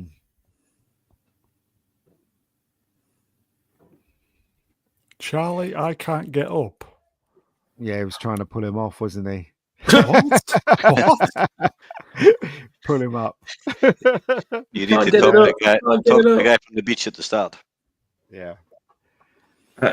Gavin with the ABBA shark attacks. The little reference there, folks, is old Ruin asked for some help a few weeks ago from all the man babies, and you know what? I got a little spike on the old ABBA attack Facebook page. So, you know, why don't we try and get old Ruin up to 30 likes or whatever they call them on 127? Is that possible? Can we do that, Brown? Drop the link in the chat. I'm not on Facebook, so I couldn't. Oh, most of us are on these days. I know that. Drop the link in, mate. All right, we're on 27. Gavin, you did make me laugh with the one as well on one of the pictures. The girls. The boys are coming through for you. You know. I know. Yeah, we'll get the link in there. Okay. You take over, Brown. I can't multitask. Okay, so cocking one and I'm typing it. This geezer always freaks me out a little. It comes out the cabin. It's like he's tripping on fucking mushrooms or something. It looks like a ghost. It just looks like he's tripping his bollocks off. He's like, oh. Well, he's what you call it. He's one of the islanders, so you know he's not an actor. So they just told him to step out, and he does it really badly. But it does look like he's drunk or something, doesn't it? I thought it was mushrooms. I thought it was a cameo from Robin Williams dressed as Popeye. Maybe. There's Ruins link there, everybody. Check him out if you're into the ABBA. He's the no, I mean, honestly, you don't need to be into the ABBA. I just need the Facebook likes, really, and you know. But you do get to see Ruin dressed as Bjorn from ABBA. That's talk about challenging wanks. Good luck with that one. You couldn't have done Agnetha instead. You had to go for Anyway, back to the good stuff. Go ahead. Nice braces, nice 6-gallon hats or whatever they call them. So the next frame is the guy that Robert Shaw based his character on. No Yeah. way. Who basically That's him. so Oh, him. Yeah. So he's Gardner. He's what's his name? He's the head that comes out. That's meant to be his head. Ben That comes out Gardner. the lot of Ben Gardner. The actor lost is guy. called. Hang on, I got it wrote down somewhere. Craig Kingsbury. This Yeah. is the first film he was in. The only other thing he was in was a documentary about Jaws. Yep. So there you go. And And this Robert is the Shaw, go ahead. hooked up with him and was kind of drinking with him while he was here. Yes. And Yes. he modelled Quint on how he looks and Exactly. how he talked as well. Exactly. Yeah. This is the introduction to Richard Dreyfuss's character. Yeah. Interesting character though, Hooper. He's like a multi-millionaire. His family, he's got a lot of money, but yet he chooses to do this as a living, which is interesting. It was It's different in the book, though, wasn't it? It's like here he's kind of saying stuff for you that tells the audience, yes, he knows what he's on about. Exactly. So it's really great. As I said, the script is really tight. So within a few steps, this guy Knows is what he's good on at. about. Yeah, he knows what he's talking about. You know what I mean? So it's just, as I said, it's very well constructed screenplay. So, Brown, do you want to touch this one? No, I don't think we'll touch that at the moment. Okay.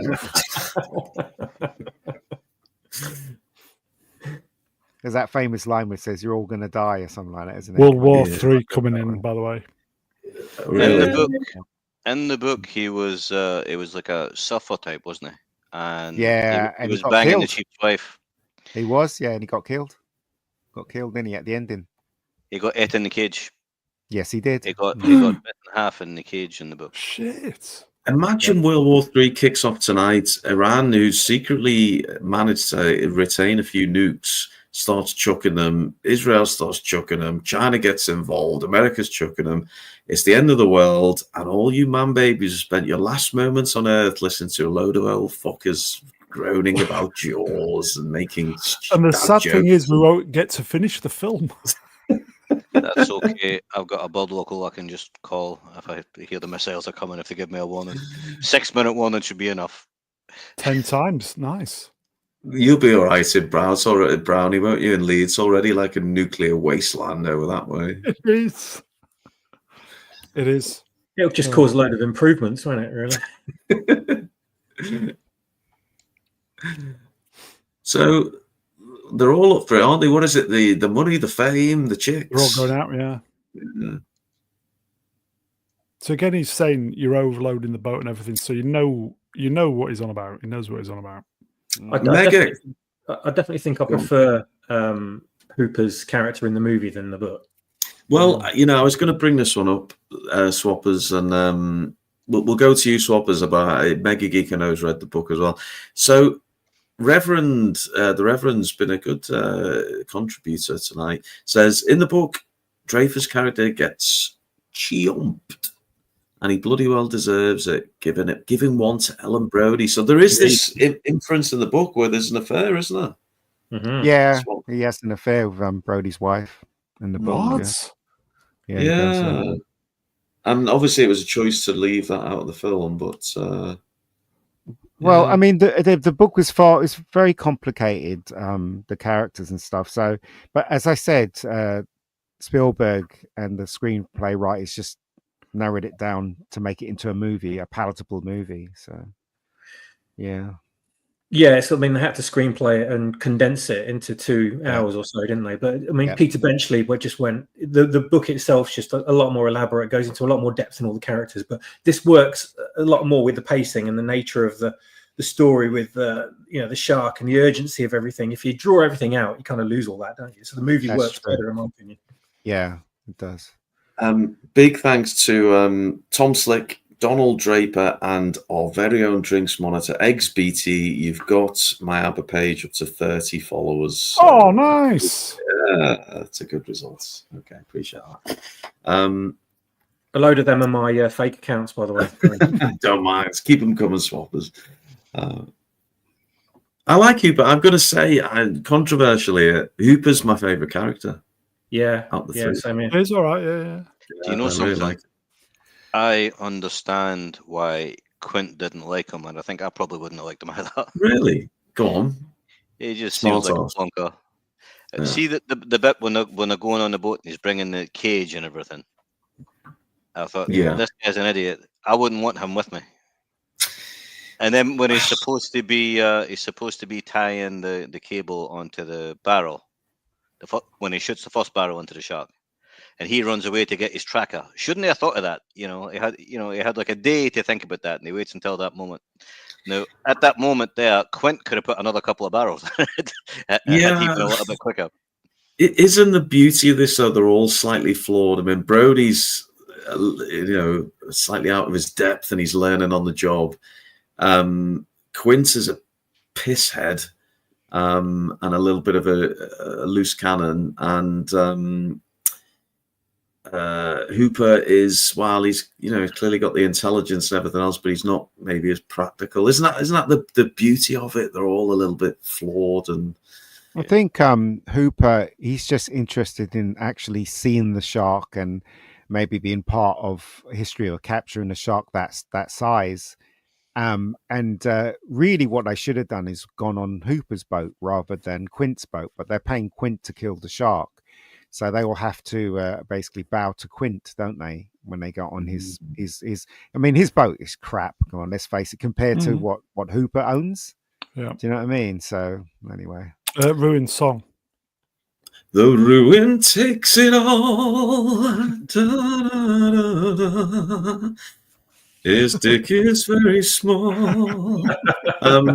So, Brownie, I need you to kind of give me the wink, the nudge, and the old hand in the popcorn box when we get to the end of Act 3. Where were you calling it for the end of Act 3? In about 2 weeks' time. Oh, right, we're that far out. Okay, we'll just come to a natural point. We'll be lucky to get Act 1. I reckon we could do Act 1 tonight as long as we keep it going. Yeah, okay. Just a shout out for Mog. He's only on 21,500 followers on TikTok. What? Yeah, can you believe that? Mega Geek, do you know who Mog is? No. Swappers, do you know who Mog is? Oh, I haven't got a bloody clue. What are you talking about? Maggie, you've missed so much missing. I love this where the guy throws, like, is it like a dynamite or yeah, throws it in the pond. Yeah. You're pouring blood in the waters because sharks. Look at the size of the boat going out. Oh my god, horrendous. A tiger shark they caught, didn't they? This scene's classic. This scene's a classic, mate. Absolute classic. They're in the morgue, yes. Yeah, and this is what's left of Chrissy, isn't it? Look at that small tray that's left of her. It's ridiculous. Yeah. A female Caucasian. What planet's that then? Don't know. Thanks, Obi-Wan. May I have a glass of water, please? He says. Do not smoke in here, thank you very much, he says to Brody. And you can see that the shot that they actually shot after the film, which was the insert shot of him pulling up the hand out of the tray, which was really horrible. Partially denuded bone remaining. Oof. Again, it's what you don't see, isn't it? Oh, and then it is what you do. Yeah, there we go. That sequence there. And so that guy with the glasses, he's like cowering, isn't he? Because he knows that Cooper's going to say it was a shark attack. Do you know what I mean? So, Brown, if you were the only one in the morgue here, would you use that for the old ham shank just so felt it's different? I know somebody who would. Anyway, moving on. I love as well how Brody's fagging up in the background there. You know, he's just cigaretting. Yes. Is that not appropriate now? It's just those days it was, wasn't it? Those days it was. Yeah, we're in context, Brown. Don't worry. This was not a boating accident. It wasn't propeller. It wasn't a coral reef. And it wasn't Jack the Ripper, he says. It was a shark. Longimanus or Isurus Glaucus?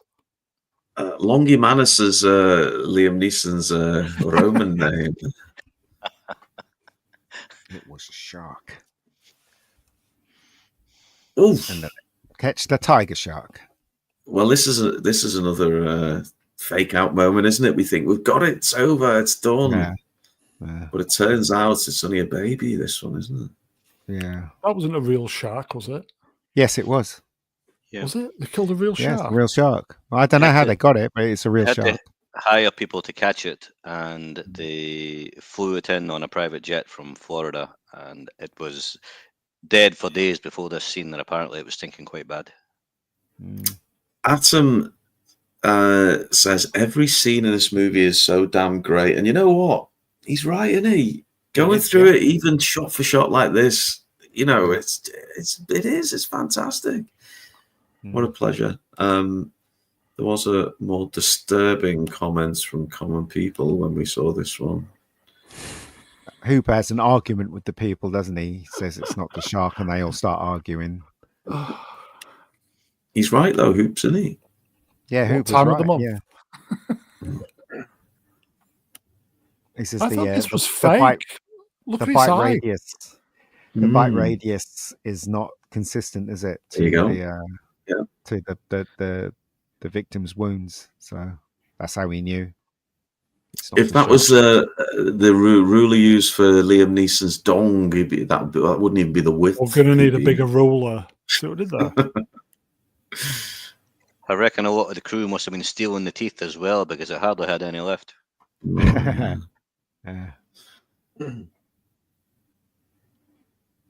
I mean, sharks are just built for fucking destroying things, aren't they? Yeah. Tiger shark. So tiger shark, much smaller than great white. I'm no shark expert, but They grow to a decent size, but not as big as a great white. This is the turning point for Chief Brody, isn't it? Because he's all smiling and thinking that, yeah, this is it. Excellent. yeah. Am I going too over the top here? So even like incidental shots like this, just framed beautifully. No, that's the beauty of Spielberg's directing, because he's before this happens, he's talking to the other guy, and he hears what Hooper's saying. Hooper's saying this isn't the shark, and obviously he gets concerned. It's like it's got to be the shark. Do you know what I mean? And then Hooper's saying, let's cut it open. Let's see what's in the belly. Which leads to another great scene, doesn't it? I love that scene where they. In fact, it's one of the things I almost remember most. They're pulling bits out the shark's belly. Yeah. And this is the turning point for Brody when he realizes that he has to do something to protect the people of Amity. Digestion system. Yeah. How old's Hooper in this movie? He's got like a babyish face, hasn't he? He's I don't know how old he was when he made the film, Richard Dreyfuss, but he's meant to be in his mid-30s or something, wasn't he? I thought Roy Schneider was younger, but he was in his 40s when he made this film. Early 40s, yeah. Wow. I think he was born in 1932, 33. Oh, sorry. Was that line? And the mayor doesn't want to know, does he? For him, it's No. it's a one and done, case closed. Yeah. Yes. Oh, Mudcrab, thanks for keeping us honest. Oh no, they're out of range there. Mega Geek, you'll have missed this, but we have a rule: if you're closer than 12 centimeters away from another man's mouth, you've just got to keep going for the kiss. But I think he's at a safe distance there, isn't he? I think. Although there was a shot earlier on, someone was quite close to the shark. I mean, could have been awkward. Yeah, so the mayor doesn't want to do it right here and now, so. Because this is Mrs. Kitten turns up. Yeah. Oof. I mean, I almost hear the Imperial March here. It's This is Palpatine. Yeah. why does Slaps him once. you made it look like a tender moment here, bro? Yeah, she slaps him. Why does Brody get the slap? Why not the mayor? Because he could have shut down the beach, but he didn't. As I said, he was a bit cowardly, wasn't he, when he was challenged by the mayor, and he obviously blames himself as well when this happens. This is the turning point for Brody. Brody, now is going to fight to actually to protect the citizens of Amity. So yeah. Check out Barbara shilling for the mayor in the comments. Oh, all right, Bobs. Yeah, he's definitely right. Shouldn't cut it there and then, but the still the mayor is wrong. Mayor should have shut down the beach until they caught the shock. But obviously, he's thinking about money, isn't he, for the town? I guess. No, always. Yeah.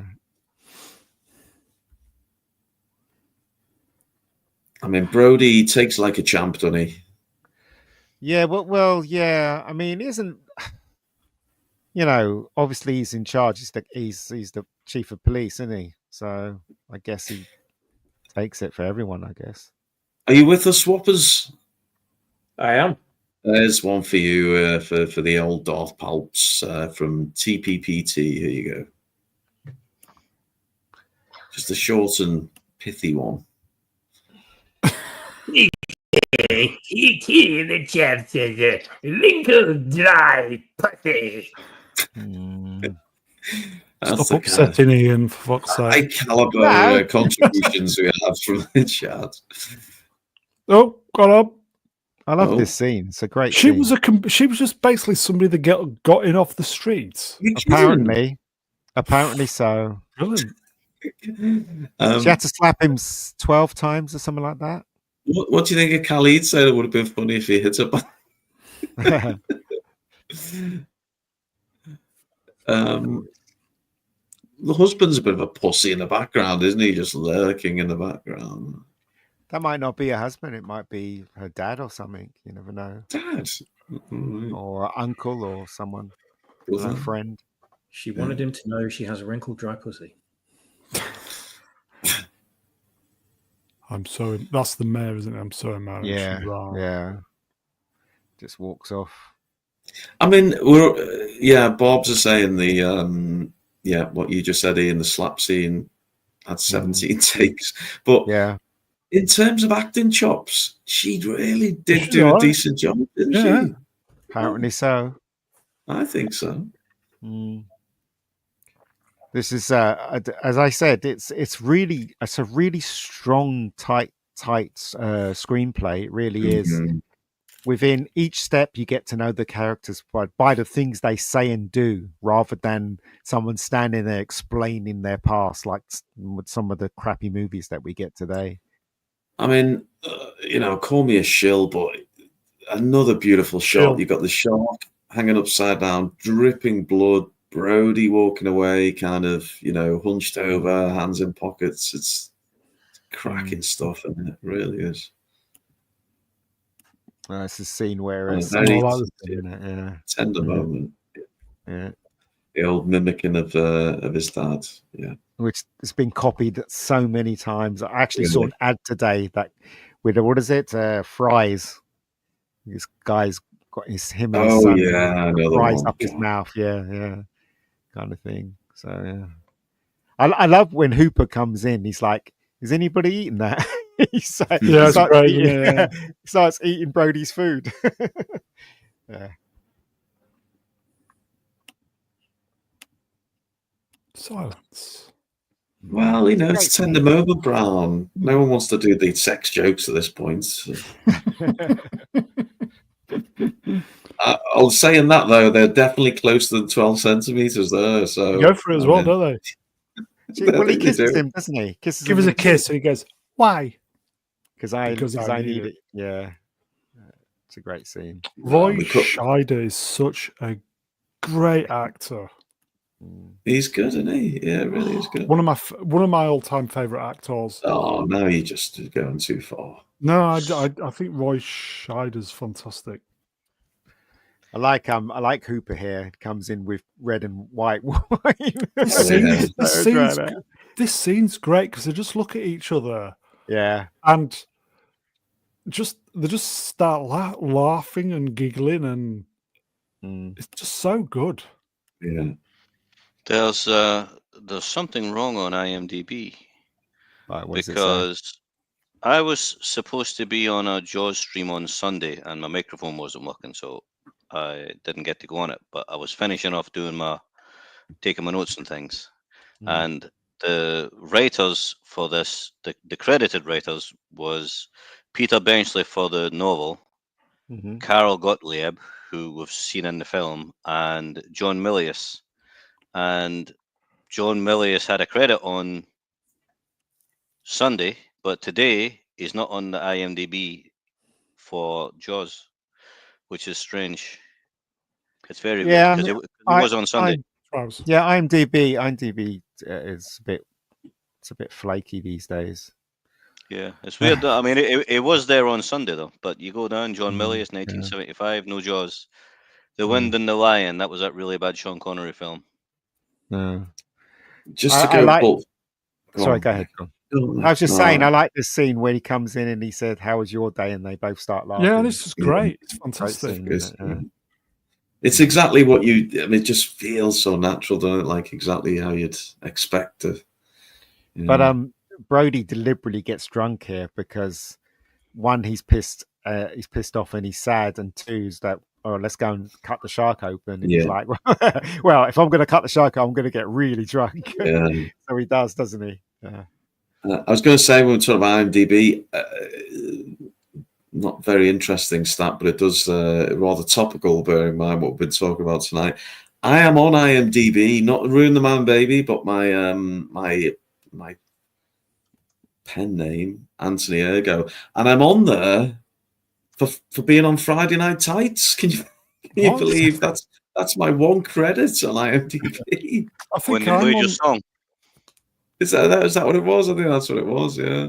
I think I'm on an Internet Movie Database as well. Yeah. I think I am as well.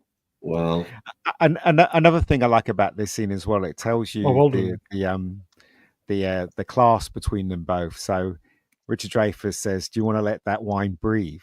Oh, and obviously Jesse basically just pours it in because obviously it tells you what kind of a person Richard Dreyfuss is.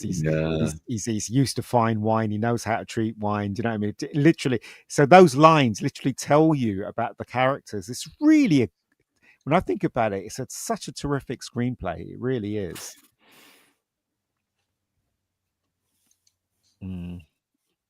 Talk about the first girl that got killed in it.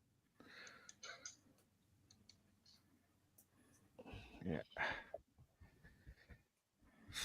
So we're just getting just shark backstory for the audience.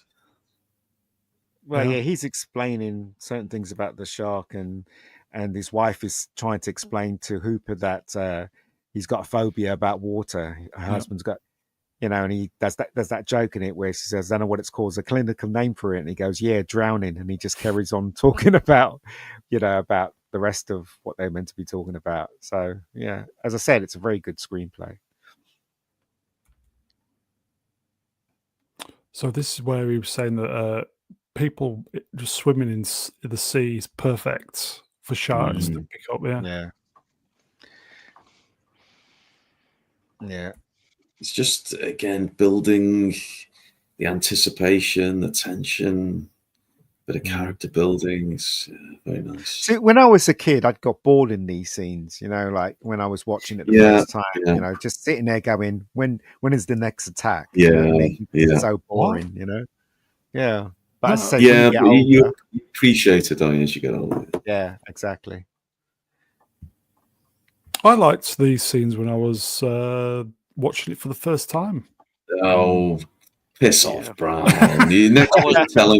Next you'll be telling me you love the Imperial War Room scenes in Star Wars. No one liked that shit when they were young. I just wanted lightsabers and Leia in the bikini. I love It's this scene. Seen it Well- when I was 10, wasn't bored for a second. Was on the edge of my Right. seat the whole way through it. Yeah, this is just such a great movie. Just yeah. Brownie, I'm Thank you. thinking this is a seminal scene for me. How about we wrap at the end of this scene? We'll cover this and then we'll call it a stream. What do you think? That should take us up to the. I think that's pretty much what I was planning on anyway. Yeah, well, there we go. It's like-minded. Okay, well, look, I really do like this scene. Again, brilliant choice of framing to have the shark, laid out along the bottom of the screen. We're seeing Brody's reaction. It's in a warehouse. It's dark. And also, right, Richard Dreyfuss's character, you don't see what he's using, so he's winding something up. I'm assuming it's opening the shark, and then he dives in and he starts pulling things out the shark, doesn't he? Lord knows what he would have done if he found the remains of a young God, boy yeah. in there. Do you know what I mean? yeah. So- Ruin, is that what you say to Catherine Kennedy? Yes, we like to start a bit kinky, and then it all goes south from there. Definitely. We go to the digestive tract. This is pillow talk, isn't it, for you? Well, we keep it clinical. Come on, swappers. Come on. You're a bit quiet there, mate. Come on. Come on, swaps. Give it some. You want me to read this out? No, just want you to. Yeah, go on. I'll Read take- these come on. two lines. I've gone, swappers. Yeah, go on. We start in the alimentary canal and open the digestive tract.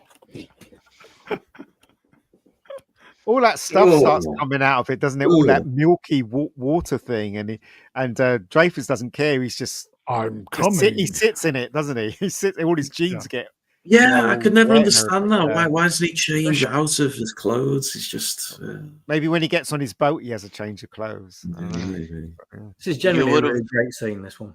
Badger's It is. spleens, Jaguar's earlobes. Since they didn't know what he was going to find in there, right? I mean, he could have Mm. found anything in Didn't there, he? really. You would have thought he would have pulled the stomach out and then opened it instead of sticking his hand inside what he couldn't see. Or maybe he didn't have the tools to actually open it that wide. I don't know. But it's a great scene where he throws something towards the camera and it perfectly stops. I think it was a can or something like that, wasn't it? Oh, the number plate. Yeah, the number plate. Brilliant. Didn't eat a car, did he? He says. 007. Yay. Yeah. Oh, yeah. Very good. Oh, sorry. Yeah. I've got to close the beach column here. So they know now, don't they? They found bits and bobs, but not what they were looking for. No. And Hooper insists that they go out in his boat and take a look at the area where the shark was swimming. And obviously, Roy doesn't want to do that. So yeah, this Gavin. wonderful, fantastic sequence right here. Funny they kept searching. Gavin. Yeah, really great. This This was go on, the other Mel. scene I didn't think they needed. I don't think this scene Oh, was okay. needed. I do. I think it was very needed because you learn a bit more about Hooper as well. And you find out that he's rich, and you find out that he that's all he cares about is the sea and the life under the sea. Yeah. That's his Under the jam all the way through his sea. life. And I think it's needed Well, personally. here's one, right? It kind of, it just kind of, it's weak. It's weaker than everything else, and it kind of detracts a bit from all the other good stuff because it says the shark hunts at night. Okay, they got two victims, and one was during the day, and one was at dawn. So what makes them think the shark hunts at night, right? And then it gets to the boat, and he goes, "Oh, I've got to go in the water to look at something. Why?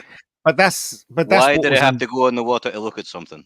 Yeah, but that's what was unusual about it. It killed someone during the day, but usually sharks, he was saying it does it at night. So that's why he wanted to go out there and take a look. Yeah, but he knew for At where sure it this was shark swimming. didn't do it at night. He knew for sure this shark done it during the day. This specific shark. Well, But he goes out here, and he's going out here because he expects to find this shark, right? So why No, does he he's- go in the water? He actually expects the shark to be there. So No, why I don't go in think- the water? I don't think he expects to find the shark. I think he just wanted to see the areas that the shark is. Because remember when they were eating, there was this thing about territory island that the sharks swim in once they have the territory, they actually keep coming back there. So this is the reason why he went out there. Because remember that conversation they had on the table before they went and cut the shark? It's all to do with that. So that's the reason why he wanted to go out there and see if there was an area where the shark constantly was swimming. So if he wasn't That's why he went expecting to out see there. it, then why did he bother going out in the middle of the night? He could have No, gone well, out he in the didn't know daytime. he didn't know what he was going to see, but he obviously found it urgent to do it now rather than tomorrow. Do you know what I mean? So I don't know. It made sense, but you learned a lot about Hooper in this scene. You also learned that he was rich. You also learned about what's his name, Chief Be Brody. rich, Yeah, about him being scared. He comes from New York and he's scared to go in the water. And he says that famous line, it's only an island if you look at it from the water. Do you know what I mean? It's a great line. So, and also it's got Ben Gardner's head. Come on, that's a great scene. Was this Ben Gardner? It was, yeah, Ben Gardner. It was Ben Gardner's head in the boat. Yeah.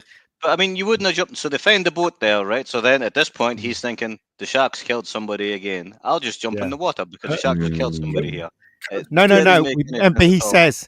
Remember, Chief Brody says, don't go in the water, and he was like, "Don't worry, it's probably not here," and because he has all the experience. Yeah, but he went out there expecting to find it. So why would he say it's probably not here? It's just.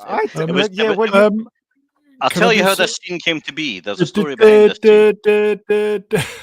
Go on. Yeah, sorry, go ahead. When they showed the film to the test audiences, the bit later on where Roy Scheider was throwing the chum in the water and the shark sticks its head out and gave you a jump scare. Yes, right. So this is an extra. Test audiences reacted all of this really wasn't well to the jump scare, so he decided to go back and shoot an extra jump scare.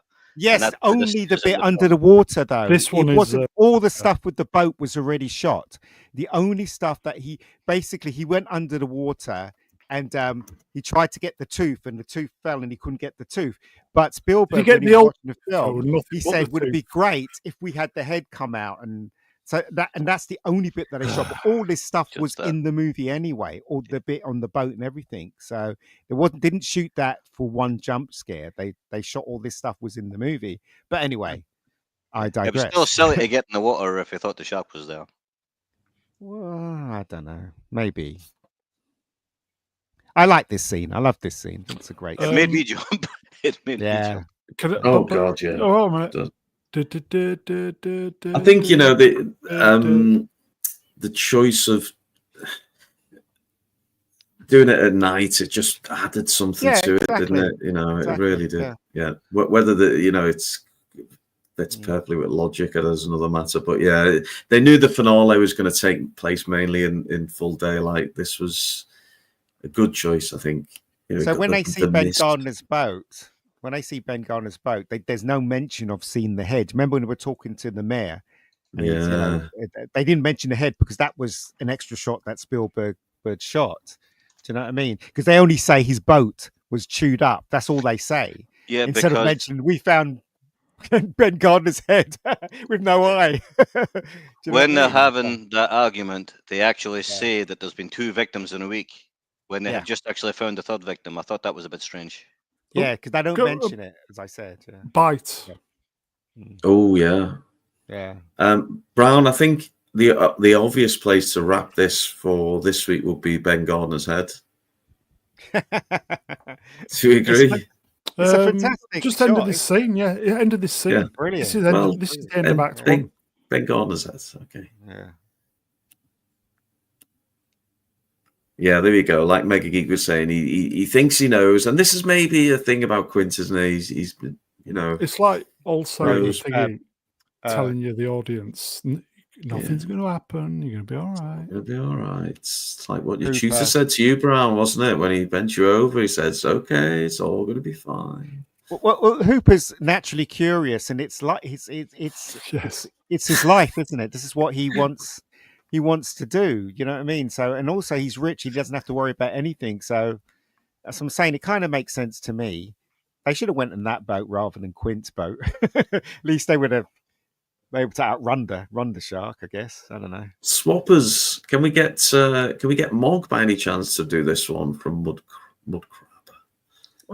Mud crab in the chat. Just wrenched. Irony. Early, they're looking at all drunk going out in their boats. And then they get drunk and go out in their boat.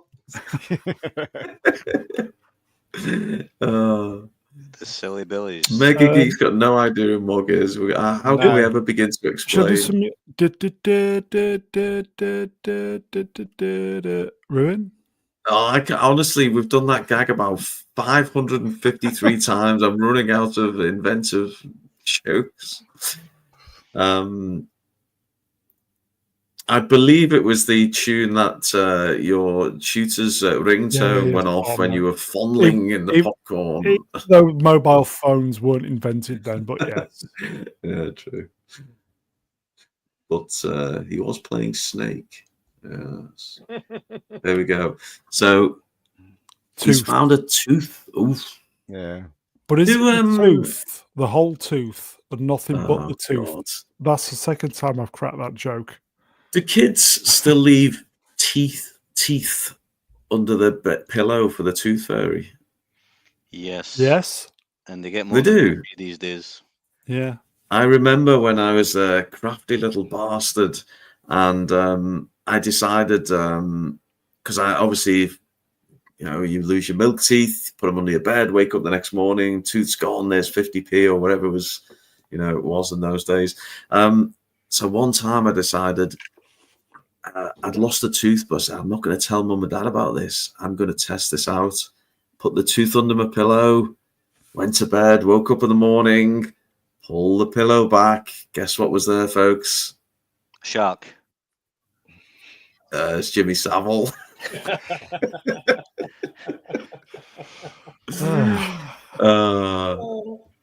We had to get him in somehow, Brown. Come on. I'd like to say that you didn't see that coming, but I'm sure you can make another joke. Oh my God, I think Brian was typing as I was saying it. Brian couldn't type it fast enough. Oh, there we go, Brian. There you go, look, Franco Walker Road. Oh, there we go.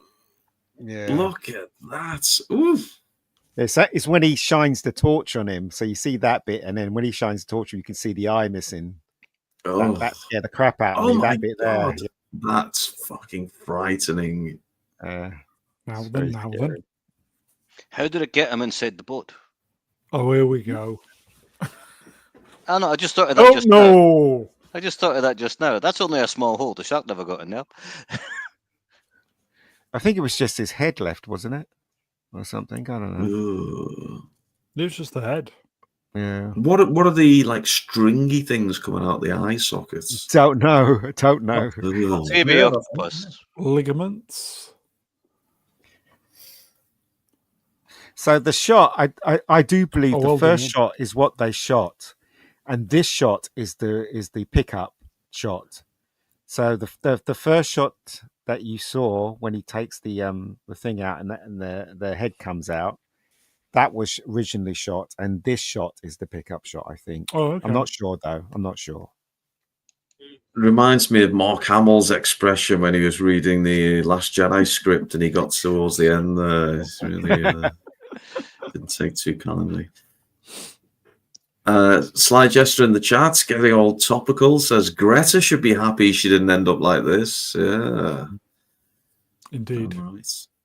And that high pitched sound that John Williams put in this sequence when you see the head, that was quite scary as well, wasn't it? I was wondering why this looks familiar. I know what it is now. It's when I wake up on a Thursday morning, having drank half a bottle of rum on these streams, and I look in the mirror and I go, "Fuck you know!" Is the drink? Does it taste sweeter this evening? Because it was paid for by the Yes. Brown Alliance. Yeah, it did actually. Yeah, is that what it was, or was it? Did you piss in it? What are you trying to tell me? No, I would never. It was a fresh bottle, my friend. I need to skip back. Khalid says Stallone, man. it's very good. Adrian. No, not that one. Not touching that one. No, not that one. Jim D. Question from this chap in the chat, not Brian. Anyone God. see the head from the Indian Airlines crash? Yes, I did see that. It was No. yeah, pretty shocking. Is that one worth looking up just before bed? Yeah, why not? Well, guaranteed nightmares after watching all this stuff. So. If you're looking for a harder wank than the previous one, then why not? Go for it. So, yeah, Hooper shits himself, and That's it, mate. there we go. I mean, that's a natural break, isn't it, Brown? It is Act 1, I do believe. Wow, Act 1, fabulous. I don't know about you folks, but I enjoyed that. What a movie. And we're going to pick it up next week, are we, Brown? Yes. Good. Okay. Yes. Well, look, what a pleasure to actually... I mean, we call it a roast. There wasn't much roasting. There's a bit of larking around, but... Ian didn't even say shit other than when, it's shit other Because than the film is not shit. That's There's why the nothing film is shit great. about It's it. nothing, absolutely nothing. It's a great movie, The and it's sequel is good. The sequel sucks, as far as I'm concerned, but this film's great. It actually is shit. Actually, I don't know what they were doing. Why did they focus on those kids rather than Chief Brody and the? I don't know. What a terrible movie that was. I thought the ending was quite silly, and then the It rubber was. shark actually burning up like it really was made of rubber. It was like, Yeah. what are you doing? What are you doing? I could have thought of a better story for the second one than the one they cocked up. we need to do that one over. If you could, Mega Geek, put that on your list. What's that? A great white in a water park going down the slides, eating people. What's that one called? The Meg with Jason Statham. Yeah. Oh no! Oh, I fucking hate that film. That shark was huge. Well, I'm tempted to do scores, Brown, even though we're a third of the way through. But can we score a third of a movie? Is that No, I don't think we can. Because we all know it's good. Yeah. Yeah. We all know it's good. But it could be one of the best we've ever done. We'll see. Up there. Like I say, I don't want to appear like I'm shitting on the film or something. But you're gonna. Two scenes that I thought were a bit weak were those two that I said. So, I mean, I love this film. This film's great. Okay, I'll tell you what we're going to do. Those two scenes just kind of detracted from all the good stuff because they were just a bit silly and out of place. And illogical. Sorry, Melv. Melv, you know what? I appreciate you've only got one eye, but you take that one eye and you take a critical view. Yeah, he does. So, look, what we're going to do is we're not going to score it, but I'm going to lay down a Liam Neeson Dong style challenge. I think this is one of the best movies of all time. I want to go around the panel and I want to name a better movie than Jaws. So, Melvin, I rudely mumbled all over you there. So please take the floor, Melv. What is better than Jaws? Just give me one. A film that's better than Jaws. Can I think about this? Does somebody else want to go first? I'll come in. No, let Ian. Ian knows. Oh, well, Ian probably won't struggle with this. What? A film is better than Jaws. Can you name a film better than Jaws? There's clues on the screen. Well, no, I'm not going to say that. That's absolute shit. Come on.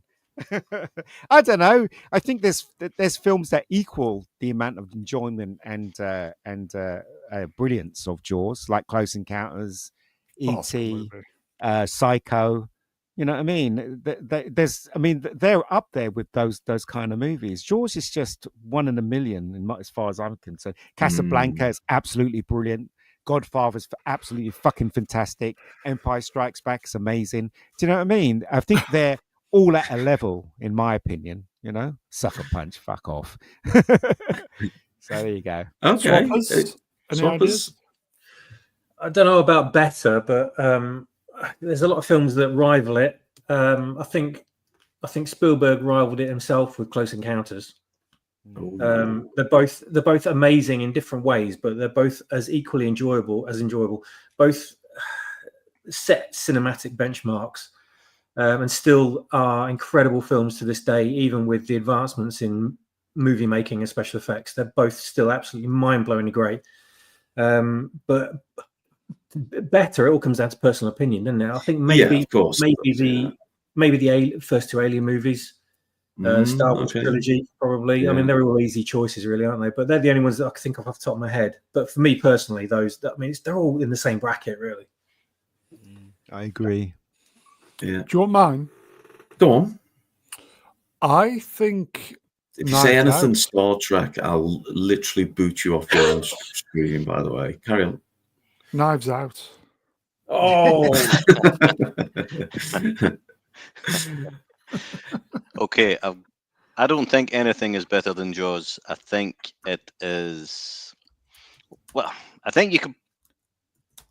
There are films better than it, but when you reach a certain level, it's pretty hard to say one is better than another. Like Mega Geek said, The Godfather and The Godfather 2 are about as close to a 10 as you'll get ever.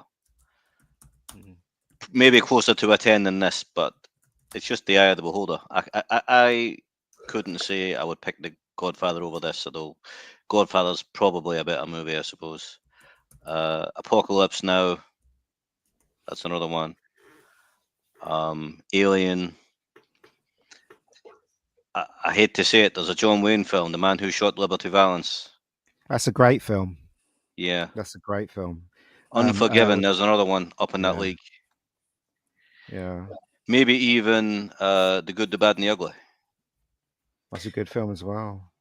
I'm going to throw my one in if I could, and it's, obviously maybe a million miles away from like the horror of Jaws, but for me, one of the most perfect movies, perfectly cast, tight script, just for me, perfection. Back to the Future is my just one of my all-time favorite movies. Just virtually perfect anyway. But I think the fact we all struggled a little bit to find, a real obvious better movie than Jaws. I didn't. Says it all. It's amazing. Says it all, doesn't it? It is, as I said, it's old school filmmaking, screenplay, and shooting, and it's the same thing. All the movies we mentioned, that was the time of great movies. Do you know what I mean? Even back to the 40s as well. I mean, something like Casablanca and 12 Angry Men, they're all fucking awesome movies. 12 Angry so Men. upset Definitely. that the way they make films today is Yeah. absolute shit. I'd rather What live do you in think, that time. Mega Geek? What do you think of The Treasure of Sierra Madre? I do like it, but I don't like it as much as the films that I mentioned. Another film that I haven't mentioned is was it fuck, it's just gone out of my head now. What's that? Oh, Jesus Christ, my brain. I can't remember. We'll just Sorry, wait. carry for on. you. Just wait. Carry on. What's that film with? When you're ready, son. No, I can't remember it. Carry on. Give us a clue. I want to know. A desert, big desert. Lawrence of Arabia. Lawrence. That's it, Lawrence of Arabia. Lawrence of Arabia is an amazing movie as well. I've watched that like 50 times, and I think it's absolutely brilliant right across the board. So as I'm saying, they don't make films like this anymore, and kids today, they just don't have the patience to sit and watch films properly. They really don't, So, That's it, Ruin. It is. I'm just, you know what I'm doing? I'm scrolling down IMDb to see where Jaws is, and I'm now down to the 60s, 70s. I can't find it. It's in the. I'm sure it's in the top 100. It's towards the latter end, I think. Yeah. Well, there is such thing as pretentious, like that. Most of these critics that have their top 10, there's always pretentious nonsense in there. But if you ask the ordinary person in the street, they know what they've seen Jaws. 9 times out of 10, they've seen Jaws. People of our age, and our top 10's different from their top 10. And if you watch it nowadays, you'll still enjoy it, even if you've never seen it before. You'll still enjoy it. It's a great movie. That is it, folks. That is it. That's Act 1 put to bed. Done pretty good considering. Chat, you are wonderful. Thank you for the interaction, the super chats, being there. Thank you, boys and girls. We will see you next time. Shall I thank the guests? Let's get the guests up. Mega Geek. Cheers, Ian. Yeah, no worries. Did you enjoy yourself this time?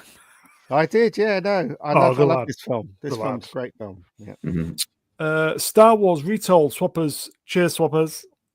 Thank you very much. You're very welcome. Looking forward to the Disney remake of Jaws with a load of shit actors and forcing Mega Geek to go and watch it.